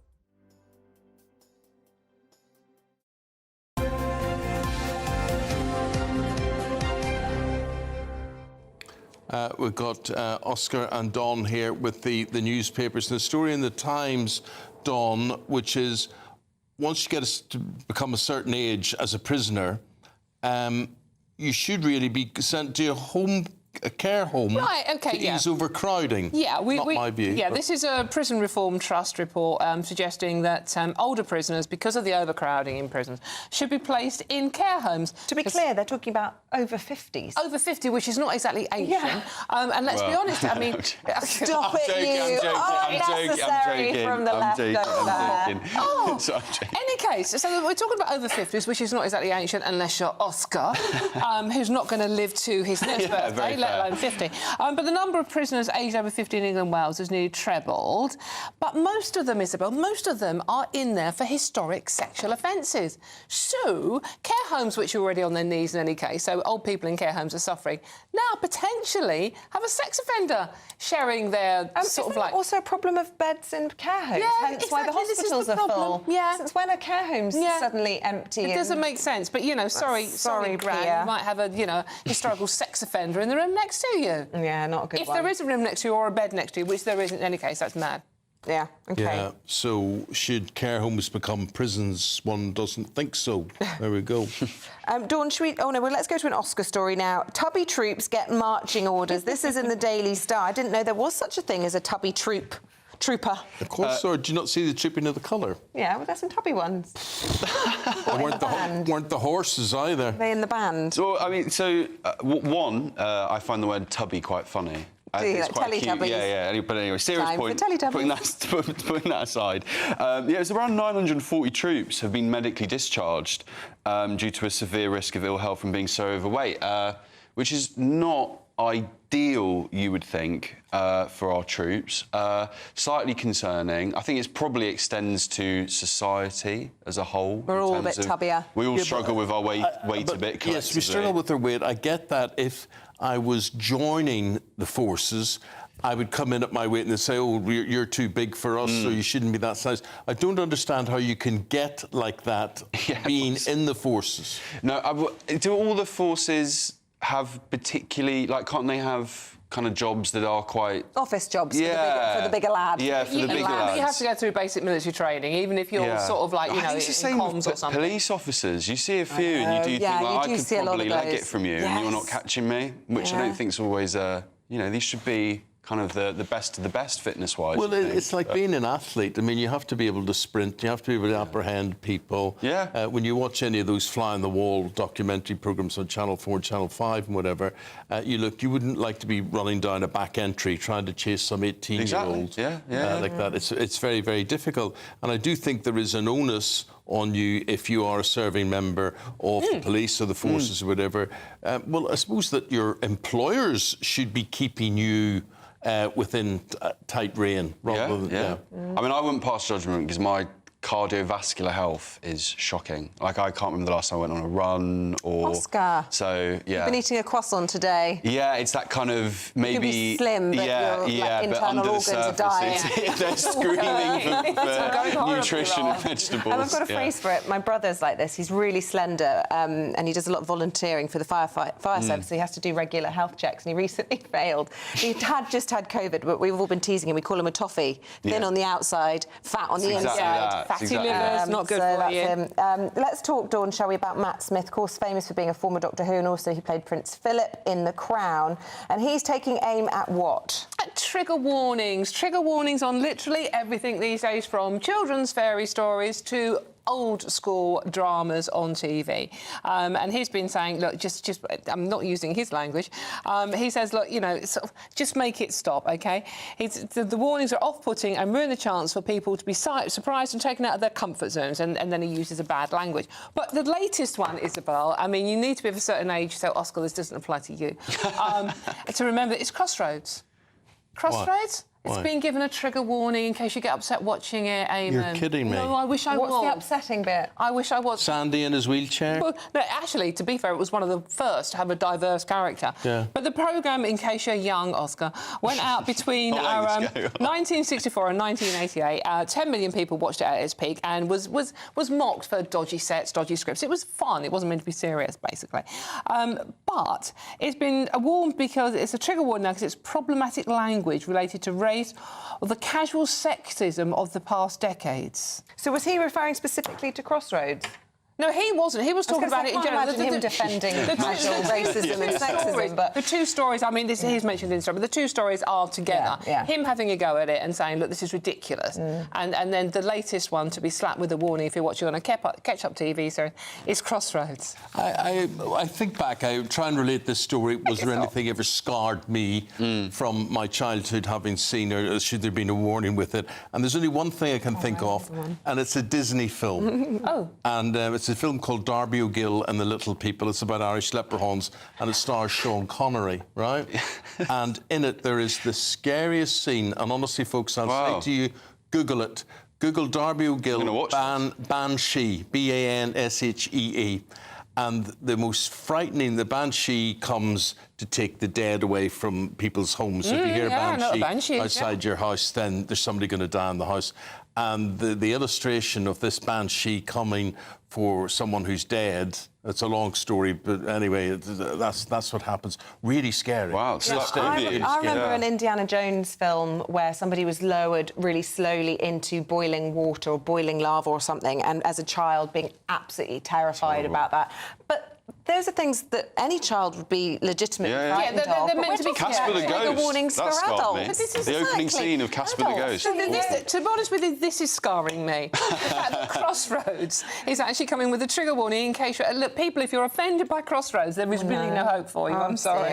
I've been to the Crossroads Motel. Right. I filmed there, yeah. Does it still have wobbly bits? I had Jill Harvey, who was there. That's right. And Adam, there was another manager come in. I think he might have been married to Jill, actually, at some stage. They were, weren't they, at one point? Yeah. An amazing part of people's lives to be on at tea time every day.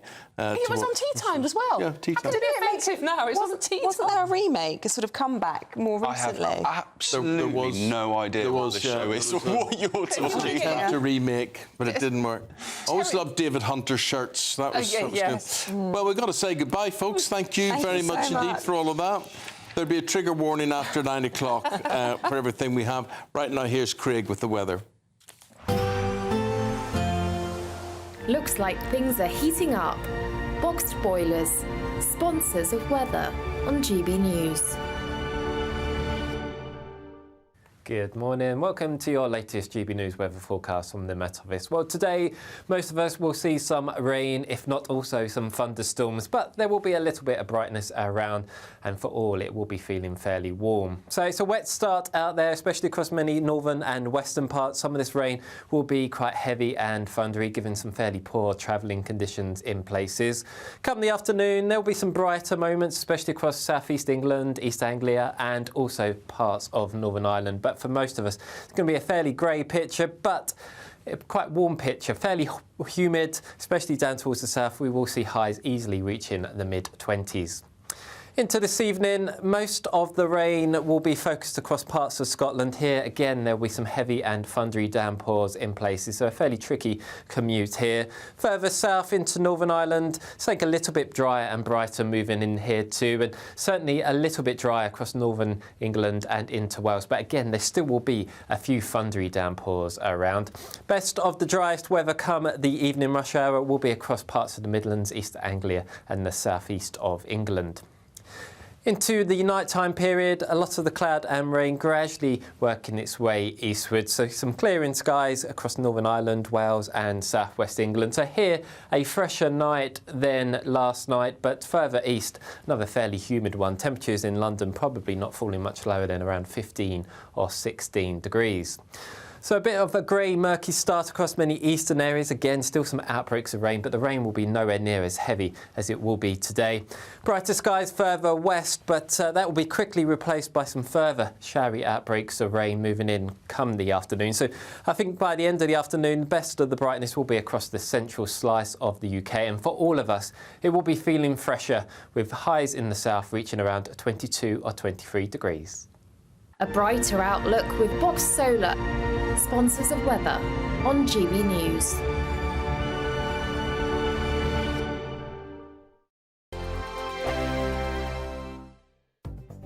The latest GB News travel. Good morning, I'm Russell Holding. On the M1 in West Yorkshire, there's a lane closed northbound where someone's broken down between junctions 40 and 41 near Wakefield, causing queues. In South Yorkshire, the A633 is closed along Rotherham Road at Monk Bretton in Barnsley for an investigation. On the M42 in Warwickshire, the outside lane's closed southbound after an accident between junctions 7 and 6 from the M6 to the A45 near Coventry, causing queues.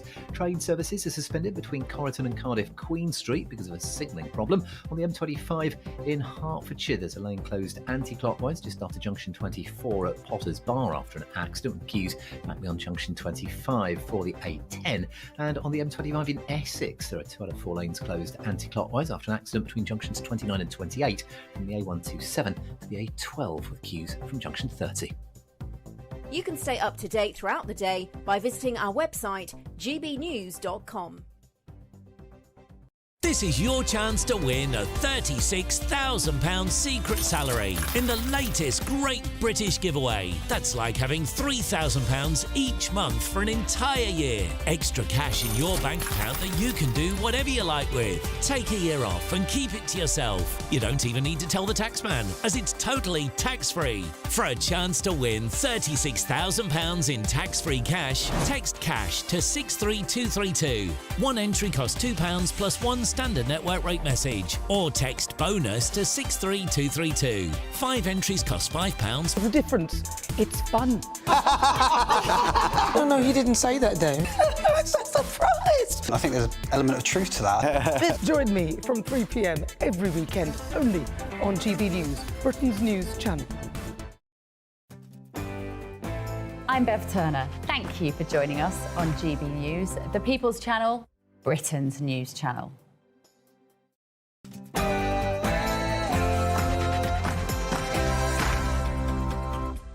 Good morning. It's back to school, and single word Ofsted grading is to be scrapped from today. Yeah, you will no longer be told whether a school is outstanding, whether it is good, whether it is requiring improvement or inadequate. Well, the move follows lobbying by teaching unions who claim the single word gradings were simplistic, reductive, unreliable and even inhumane. Now, all of this comes as fines for taking your child out of school will increase from today, as the Education Secretary says schools are facing an absence epidemic. The Conservative leadership race is intensifying, with Kemi Badenoch lashing out at Labour and calling for change in the Conservative Party, whilst James Cleverly is calling for a cut to stamp duty. Is Prince Harry going to make a royal return? The Duke of Sussex is said to be making inquiries about repairing his relationship with his family and the British public. Morning. It's an unsettled start to the new working week. Plenty of rain and thunderstorms in the forecast for today. Find out where with me in a little bit. 1 minute past 9. A very good morning to you. I'm Eamonn Holmes. I'm Isabel Webster, and you're tuned in to GB News Breakfast.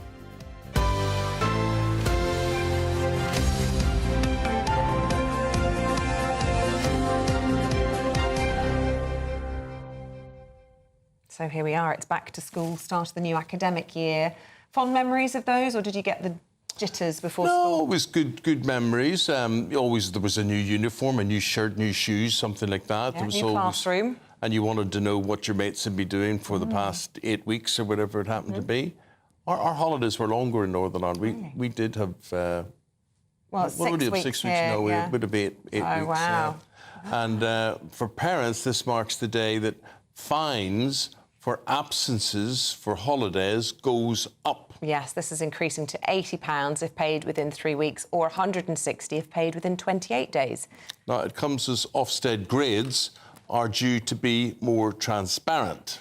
So we have a new term, but also a new parliament, and the Tory leadership race is hotting up this week, with the candidate James Cleverly saying he'd abolish stamp duty in order to get more people onto the property ladder. Rival Kemi Badenoch will be launching her campaign with a speech later this morning. The first hopeful will be eliminated by Wednesday.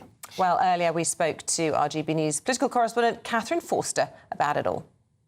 Take schools first, and those one-word Ofsted gradings are being scrapped following the suicide of head teacher Ruth Perry last year after her school was graded inadequate. So up until now, schools have been given one overall grading: outstanding, good, requires improvement, or inadequate. And then they've also been given for subtopics of quality of education, behaviour and attitudes, personal development, leadership and management. They've been given those gradings also. That will still continue, but those are the grades that parents will look at in future, because that overall word that sort of labels a school will be going because they found that it's just putting too much stress on teachers and head teachers specifically. Fines also going up if you take your children out of school during term time.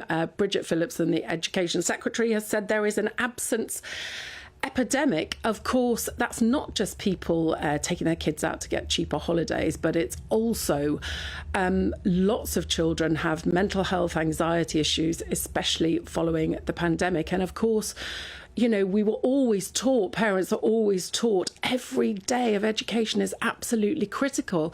But, you know, given that then the government closed schools twice for months at a time during the pandemic, I suspect that you know, a lot of parents have been taking that lesson, if you like, and thinking, well, hang on, if they could close the schools for months, why can't I take my child out to get a cheaper holiday?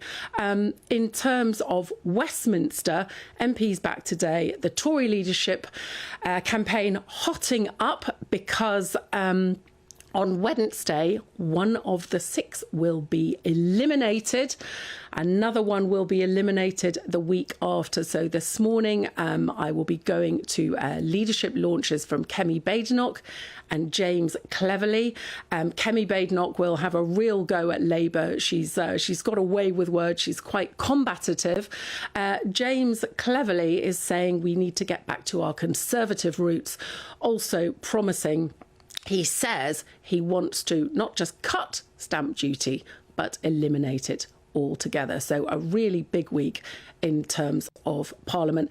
And indeed, if you're a child heading back to school.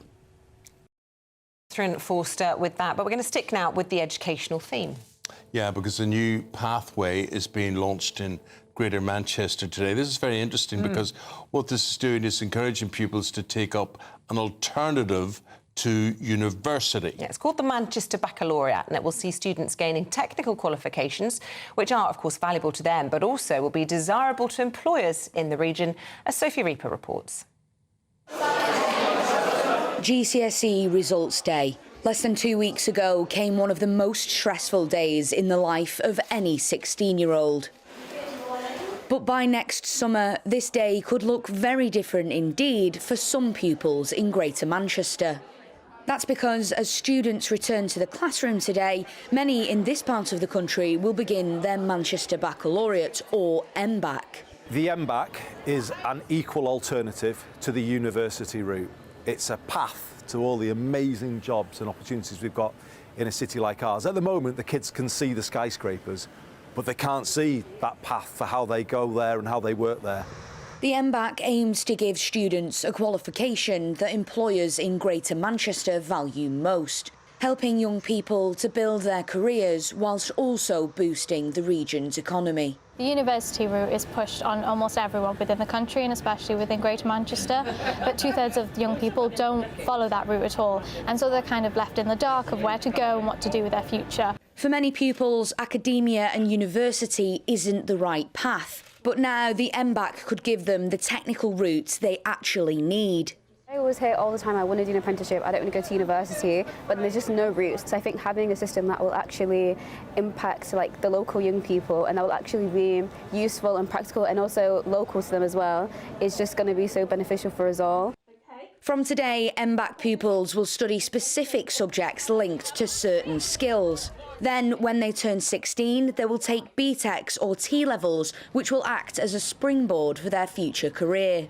But what about the students across the rest of the UK? We believe this could be a template for all parts of the country, but it absolutely could be an L-back in Liverpool or a B-back in Birmingham. It's about creating those two clear, equal routes. Going forward, it's hoped the MBAC will be the start of a new beginning, helping students to choose the path that is best for them and their future. Sophie Reaper, GB News. That may be a pathway for you. Let us know what you think. Have your say. Yeah, well, this could be a pathway for you, the Great British Giveaway, and it's even bigger and better than the last one. It is. It's up £6,000, basically. £36,000 in tax-free cash. That's like having an extra £3,000 a month for a whole year. OK, have a think about all of that and then enter. Here you go. This is your chance to win a £36,000 secret salary in the latest Great British Giveaway. That's like having £3,000 each month for an entire year. Extra cash in your bank account that you can do whatever you like with. Take a year off and keep it to yourself. You don't even need to tell the taxman, as it's totally tax-free. For a chance to win £36,000 in tax-free cash, text cash to 63232. One entry costs £2 plus one standard network rate message, or text bonus to 63232. 5 entries cost £5. Which is it? Stay informed, stay updated, stay entertained. I just don't know how anyone would not want to be there. Every weekday from midday, We are Good Afternoon Britain, only on GB News. Britain's news channel. I'm Christopher Hope. And I'm Gloria Di Piero, bringing you PMQ's live here on GB News. Whenever Parliament is in session on a Wednesday at midday, we'll bring you live coverage of Prime Minister's questions. We'll be asking our viewers and listeners to submit the questions that they would like to put to the Prime Minister, and we'll put that to our panel of top politicians in our Westminster studio. That's PMQ's live here on GB News. Britain's news channel. Good afternoon, Britain. Weekdays from midday. A window cleaner is battling to prove he has the only portrait of William Shakespeare made in his lifetime. Yes, so owner Stephen Wadlow has been trying to validate the painting for years. He's had it x-rayed, he's had it analysed by experts, he's had it scientifically dated back to 1595 when the playwright was 31 years old. If it is the Bard, it could be worth north of £200 million. Steve, welcome to GB News. First of all, just explain how you came to have this painting in your possession. It was sat there all my lifetime sort of thing while I was growing up, above the television in the corner. It was only back about 12 years ago that a visitor, she said, "Oh, I think it looks like William Shakespeare, or, I like your copy of William Shakespeare," and was shocked to see it was an original painting. So it was only then that I started researching, and the different institutions have helped with the x-rays and all the rest of it. But then, is it actually Shakespeare? Well, all the facial comparisons, technology, everything like that, all matches with the Droschau, which is the only known 2D image of Shakespeare.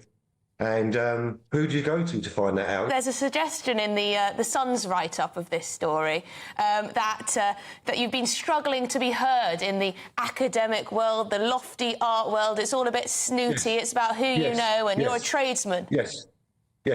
That is definitely true in some avenues, but then I have to say, and it's lovely to be able to have this opportunity to say it, there's other people in that world that have been fabulous. It's taken a long time to sort of get listened to. We want the discussion out there because all the evidence that we've got indicates that this really should be discussed.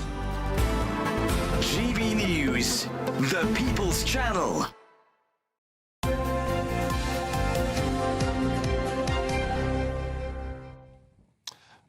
We're going to reflect now. We're going to go back in time 50 years, and some of you may remember the Birmingham pub bombing, which claimed the lives of 21 people. Yeah, the Prime Minister and King Charles have been called by local campaigners to attend this year's memorial service, but have yet to receive a response from either. Yeah, I remember this so well. I was 14 years of age at the time, and I remember being on the bus, and this was such a scandalous thing. It was a shocking thing for people to know that the IRA had planted this bomb and these civilians had been murdered the way they were. If you don't remember, here's what's happened. Our West Midlands reporter, Jack Clarkson, spoke to some of the people leading the tributes ahead of the anniversary. On the 21st of November 1974, twin blasts destroyed the Tavern in the Town and Mulberry Bush pubs in Birmingham. The bombs killed 21 people, injuring more than 200. It remains one of the worst terrorist atrocities in British history. 6 Irishmen who became known as the Birmingham Six were wrongly convicted over the attacks and jailed for life in 1975. They were freed in 1991. Nobody has ever successfully been brought to justice. 50 years on from the attack, campaigner from Justice for the 21, Julie Hambleton, details their plans to remember those lost. We're asking the whole of Birmingham to stop at 3 p.m. on the 21st of November for 1 minute, just 1 minute, to remember the fantastic emergency services, the taxi drivers who helped save many lives that night, the survivors, of which there were over 200, many with life-changing injuries, and of course, our 21 who never came home. Wouldn't it be a thoughtful and decent gesture to see our Prime Minister?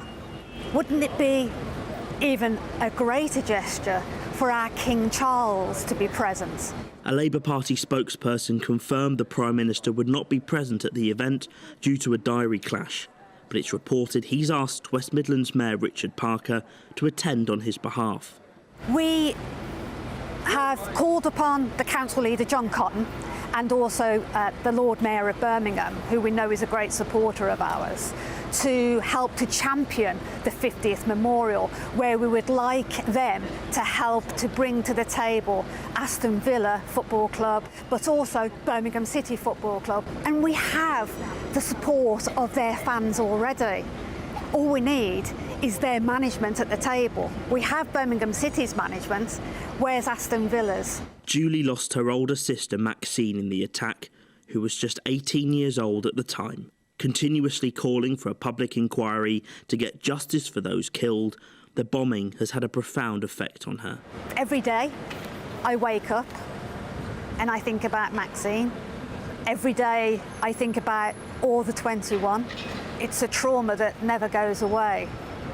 I'd have loved to have had children. There was a time when I would have given anything to have children.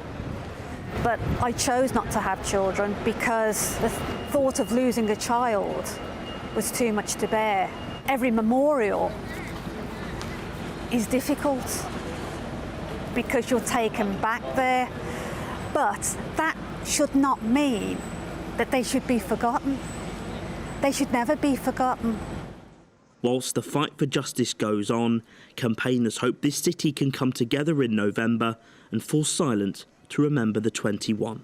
Jack Carson, GB News, Birmingham. Well, it is amazing that we're getting to the stage that anniversary is marked there, and I suppose so many people are reminded of where they were and, you know, how they remember actually what went on there, and that was our tribute to the people who lost their lives in the Birmingham pub bombing. Now, let's talk to Andrew Pearce and Nana Kerr, who join us today ahead of what's coming up on their programme at 5:30. Good to see you both. Morning. Good morning. Good morning. Back to school. Does feel like that, Back doesn't to it? Parliament. Yes. Everybody's in their new uniform, Yeah. shiny new shoes. What have you got?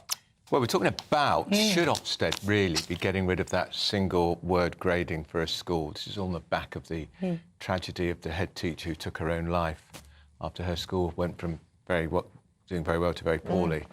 Bridget Phillipson, she's done the rounds this morning, hasn't she? And she's sticking to guns. I think it's a mistake, actually. Well, I'm with you, actually. It's a massive mistake. As a parent, I don't want to sift through... And also, the kids are measured on a similar standard and repeatedly.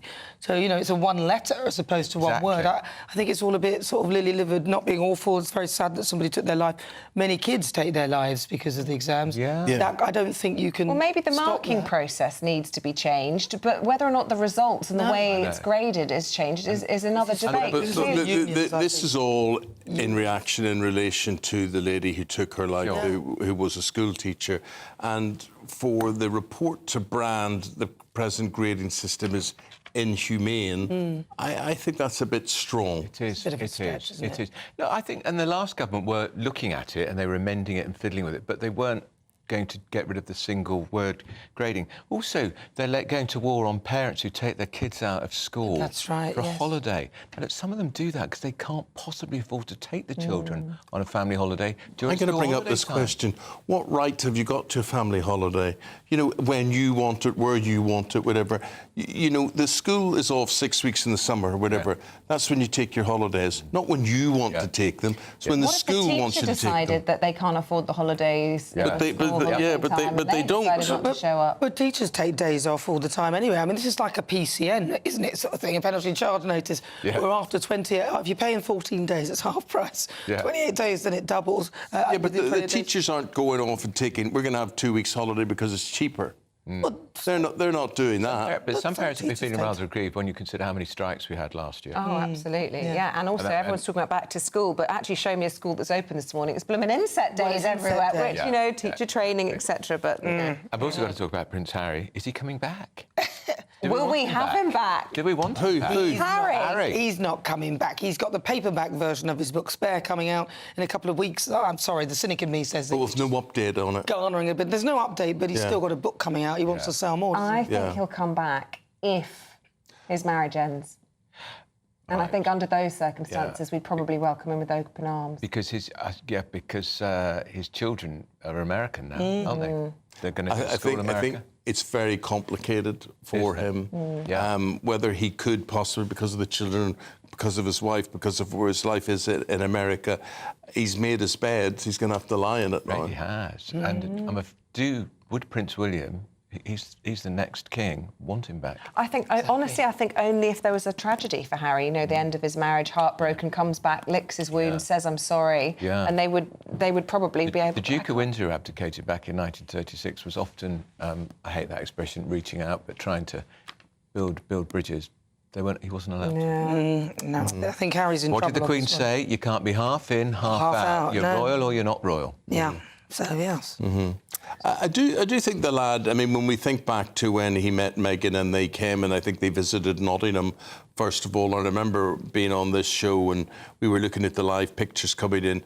he was very, very popular. She was very, very popular. Oh, yes. And it's her who has changed the overall perspective of things, I would have thought. Well, it's when she started banging on about climate change after they'd been on, I think it was Elton John's private jet and had about 11 journeys. We were all like, hold on a minute. Yeah. And she started talking about offsetting carbon. He started talking about that. And we all know that that's a partial scam, isn't it? You But can't also, really... she doesn't talk to her family. He doesn't talk to his now. It's terrible. There's a theme here, I'm afraid. Absolutely.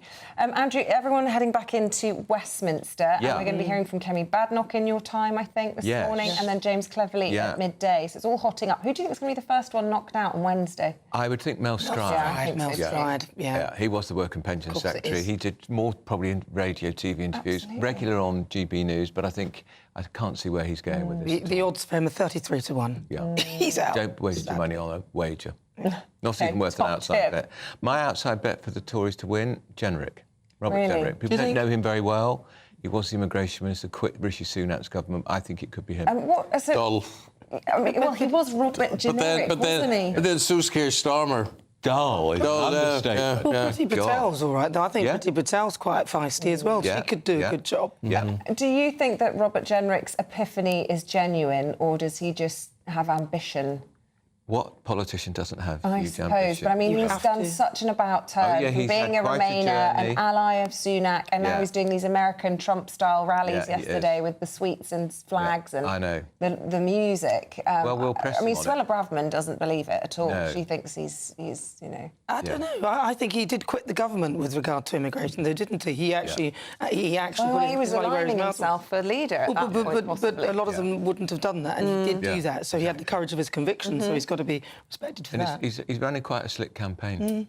What about Kemi Badenoch? Because the word is that she could get knocked out before she gets through to the members. If she was in the last two, she'd probably be appointed by the members. But it sounds like it's down to about 30 or so Tory MPs to make the decision, and she might not get through. And you have to remember, this is the most duplicitous electorate in the whole of Britain. Tory MPs will tell you to face, yes, I'm definitely supporting you for the leadership, and they don't. We've all talked to Tory MPs who've given their support to 3 different MPs. So we'll see. And do actually the Joe public really care? That's the point. Nobody's interested. Nobody cares, let's be honest. But hey, you know, where's Rishi? That's what Where is Rishi? We're having that very debate this morning. Where is the leader of the opposition? Do you know how many tweets he sent? I saw him doing something, He was at cricket. Or is it cricket? And he was at the Wensleydale show last week as well. That's in his constituency. I mean, fair enough, Parliament's been in recess, but the Labour Party have been making misstep after misstep. We haven't heard from the leader of the opposition. The opposition should be making much of it, and they have been missing opportunities. He's like the Scarlet Pimpernel. You can't find him. They seek him here, they seek him there. Exactly. Right, you two have a very good show. Thank you very much indeed. We will look forward to that from 9:30. Isabel and I will be back tomorrow morning from 6 a.m. to do it all again. All we need is your company. Yeah, and here's one last look at the forecast with Craig Snell. Have a great day. A brighter outlook with Box Solar, sponsors of weather on GB News. Good morning. Welcome to your latest GB News weather forecast from the Met Office. Well, today, most of us will see some rain, if not also some thunderstorms, but there will be a little bit of brightness around, and for all, it will be feeling fairly warm. So it's a wet start out there, especially across many northern and western parts. Some of this rain will be quite heavy and thundery, given some fairly poor travelling conditions in places.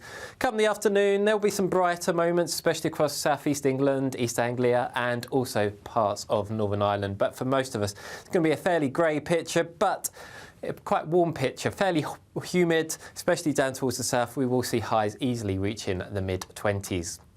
Into this evening, most of the rain will be focused across parts of Scotland. Here, again, there will be some heavy and thundery downpours in places, so a fairly tricky commute here. Further south into Northern Ireland, it's like a little bit drier and brighter moving in here too, and certainly a little bit drier across northern England and into Wales. But again, there still will be a few thundery downpours around. Best of the driest weather come the evening rush hour will be across parts of the Midlands, East Anglia and the southeast of England. Into the nighttime period, a lot of the cloud and rain gradually working its way eastward. So some clearing skies across Northern Ireland, Wales and southwest England. So here, a fresher night than last night, but further east, another fairly humid one. Temperatures in London probably not falling much lower than around 15 or 16 degrees. So a bit of a grey, murky start across many eastern areas. Again, still some outbreaks of rain, but the rain will be nowhere near as heavy as it will be today. Brighter skies further west, but that will be quickly replaced by some further showery outbreaks of rain moving in come the afternoon. So I think by the end of the afternoon, best of the brightness will be across the central slice of the UK. And for all of us, it will be feeling fresher, with highs in the south reaching around 22 or 23 degrees.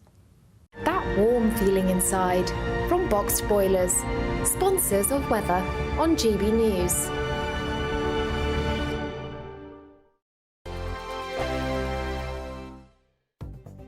The latest GB News travel. Good morning, I'm Russell Holding. In East Yorkshire, York Road in Scunthorpe is blocked by an accident causing queues. In South Yorkshire, the A633 remains closed along Rotherham Road at Monk Bretton in Barnsley for an investigation. On the M6 in Lancashire, there are 2 lanes closed northbound where someone's broken down between junctions 27 and 28 from Standish to Leyland. It's sloped towards and past there. Train services are suspended between Corriton and Cardiff Queen Street because of a signalling problem. In Wiltshire, the A429 is partly blocked by an accident off junction 17 of the M4 near Chippenham, causing queues. In London on the North Circular, the inside lane's closed westbound where there's a spillage just before the Crooked Billet interchange with queues from the bottom of the M11. And on the M25 in Essex, 2 out of 4 lanes are closed anti-clockwise after an accident between junctions 29 and 28 from the A127 to the A12 with queues from junction 30 for the A13. You can stay up to date throughout the day by visiting our website gbnews.com. This is GB News, Britain's news channel. This is a big old headache because we talk a lot about GP appointments, don't we? But certainly almost everyone I know struggles to see a dentist when they need one. Yes. Yeah. You know the best time to go to a dentist? When? 2:30. 2:30. That's actually quite good. It's better than my gags. The guy that went into Goa, to India, to get his dental treatment, is that what you're talking about? Well, yeah, so tell us about that. I mean, this is how desperate people are to get treatment now. So what's the story? OK, the story is a guy couldn't get an appointment at the NHS, so he went all the way to Goa in India to get his dental appointment. Now, I think he probably just wanted to go on holiday, and he thought, I know, why don't I go on holiday to Goa and then get my teeth done? Look, people are travelling in their droves. There's whole aeroplanes full of people with medical tourists. Like in Turkey, you get a whole aeroplane with people with hair implants, things like that. Well, so, yeah. I was going to go to turkey teeth, isn't it? Turkey teeth. Turkey teeth. Well, now that's when they strip the tooth down and you have these little pegs. Yes, they strip them down, but in many cases they strip them down far too low, so the nerve is exposed and it gets infected, and it's exposed to the elements. So you get infection in the tooth, and then you have to essentially take them all off. But by then the infection spreads so far. I was getting my nails done the other day, which I don't do very often, and my nail technician said to me, "Is your dad still a dentist?" And I said, "Yes." And she said, "Please, can I have an emergency appointment? I went to Turkey and I got my teeth done, and now they look incredible, but I'm in so much pain. They're all infected." She had 15 taken out from the top and 12 from the bottom, and it's an absolute disaster. But this is what people are feeling like they have to do. So medical tourism doesn't always work. No, but it shows, that Alex, that people can't get their teeth sorted here, so they go elsewhere. Listen, do you floss, by the way? Don't floss. GB News, the People's Channel.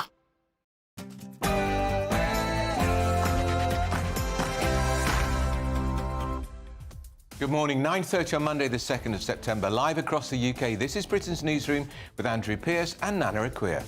Ofsted reforms. Now, the government has scrapped one-word Ofsted grading, despite warnings that it will harm pupils and could dumb down rigorous school inspection systems. And we're asking you a question. Where's Rishi Sunak?